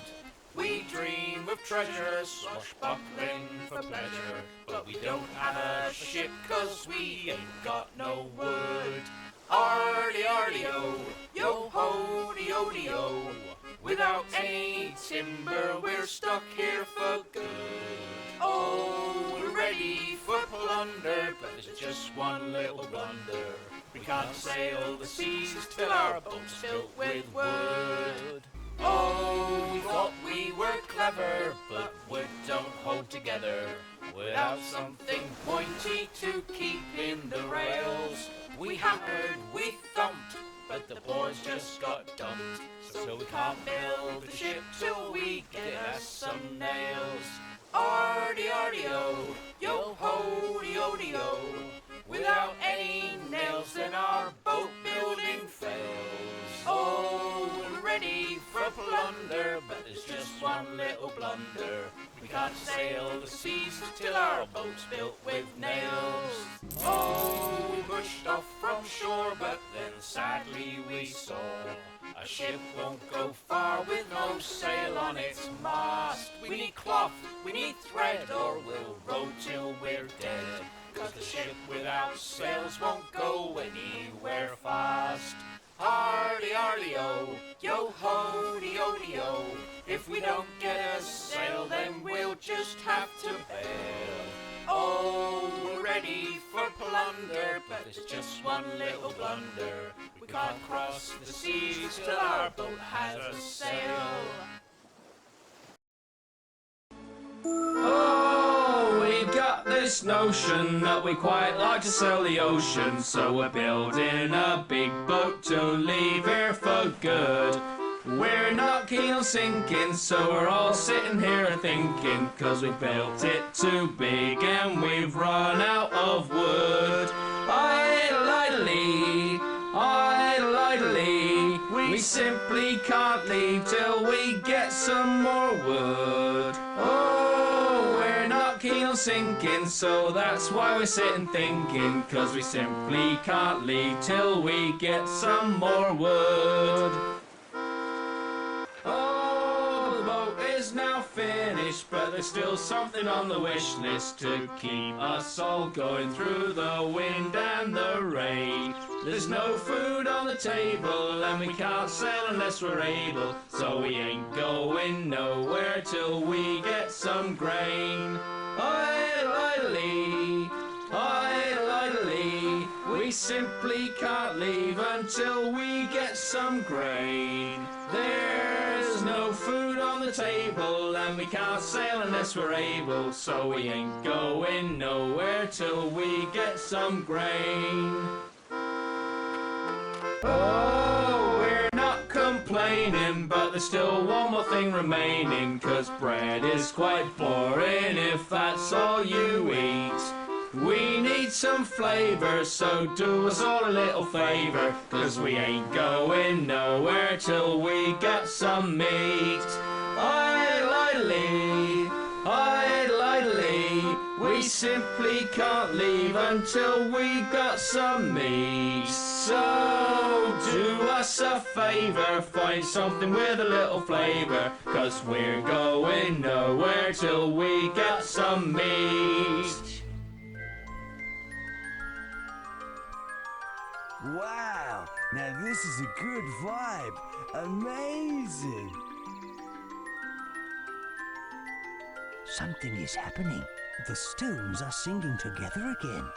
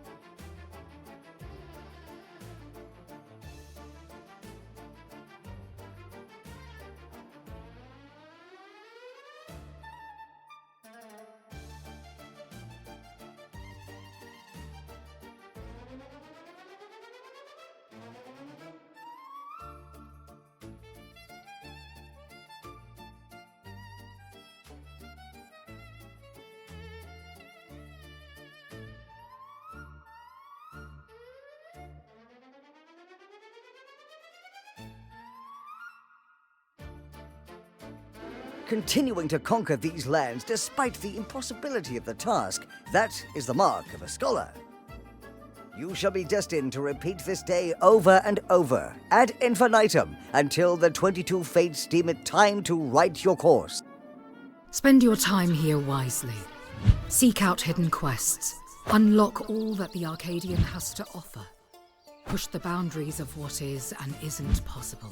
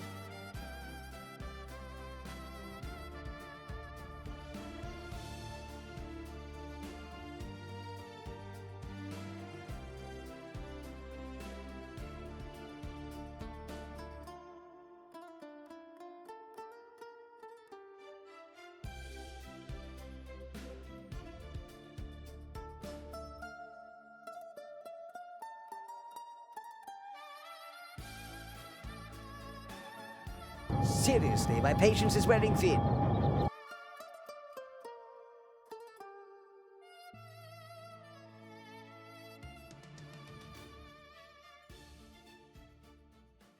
You've a face like a well-chewed chop.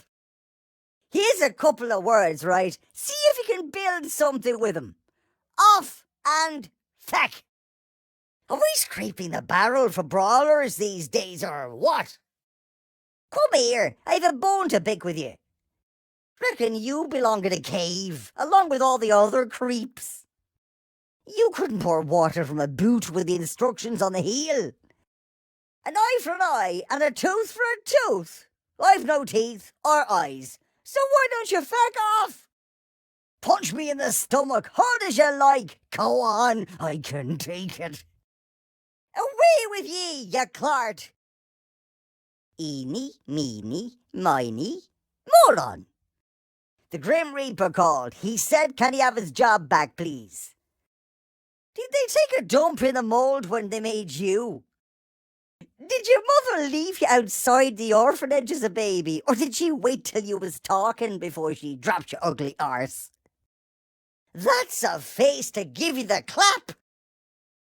I bet you got a pea stuck in your ear when you was a kid. Stop that before you embarrass yourself. Look at you. I've coughed up more attractive globules than you. You've a heart like a swinging brick. You've the brains of a turnip and the ears. Did you step in something? Turn me round, please. I can't bear to look at ye. Didn't you kill my brother? Grenade! Whatever the fuck that is. How's that big hand get inside you exactly? Didn't I see you down the dump with a spoon?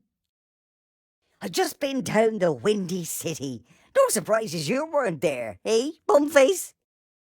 The pen's still mightier than the sword, bum breath. Hey, mate, here's a thought. Turn around. Take a step. Take another. And another. And another. And another. And another. There. That's better. Could you rewind time back to before you was born?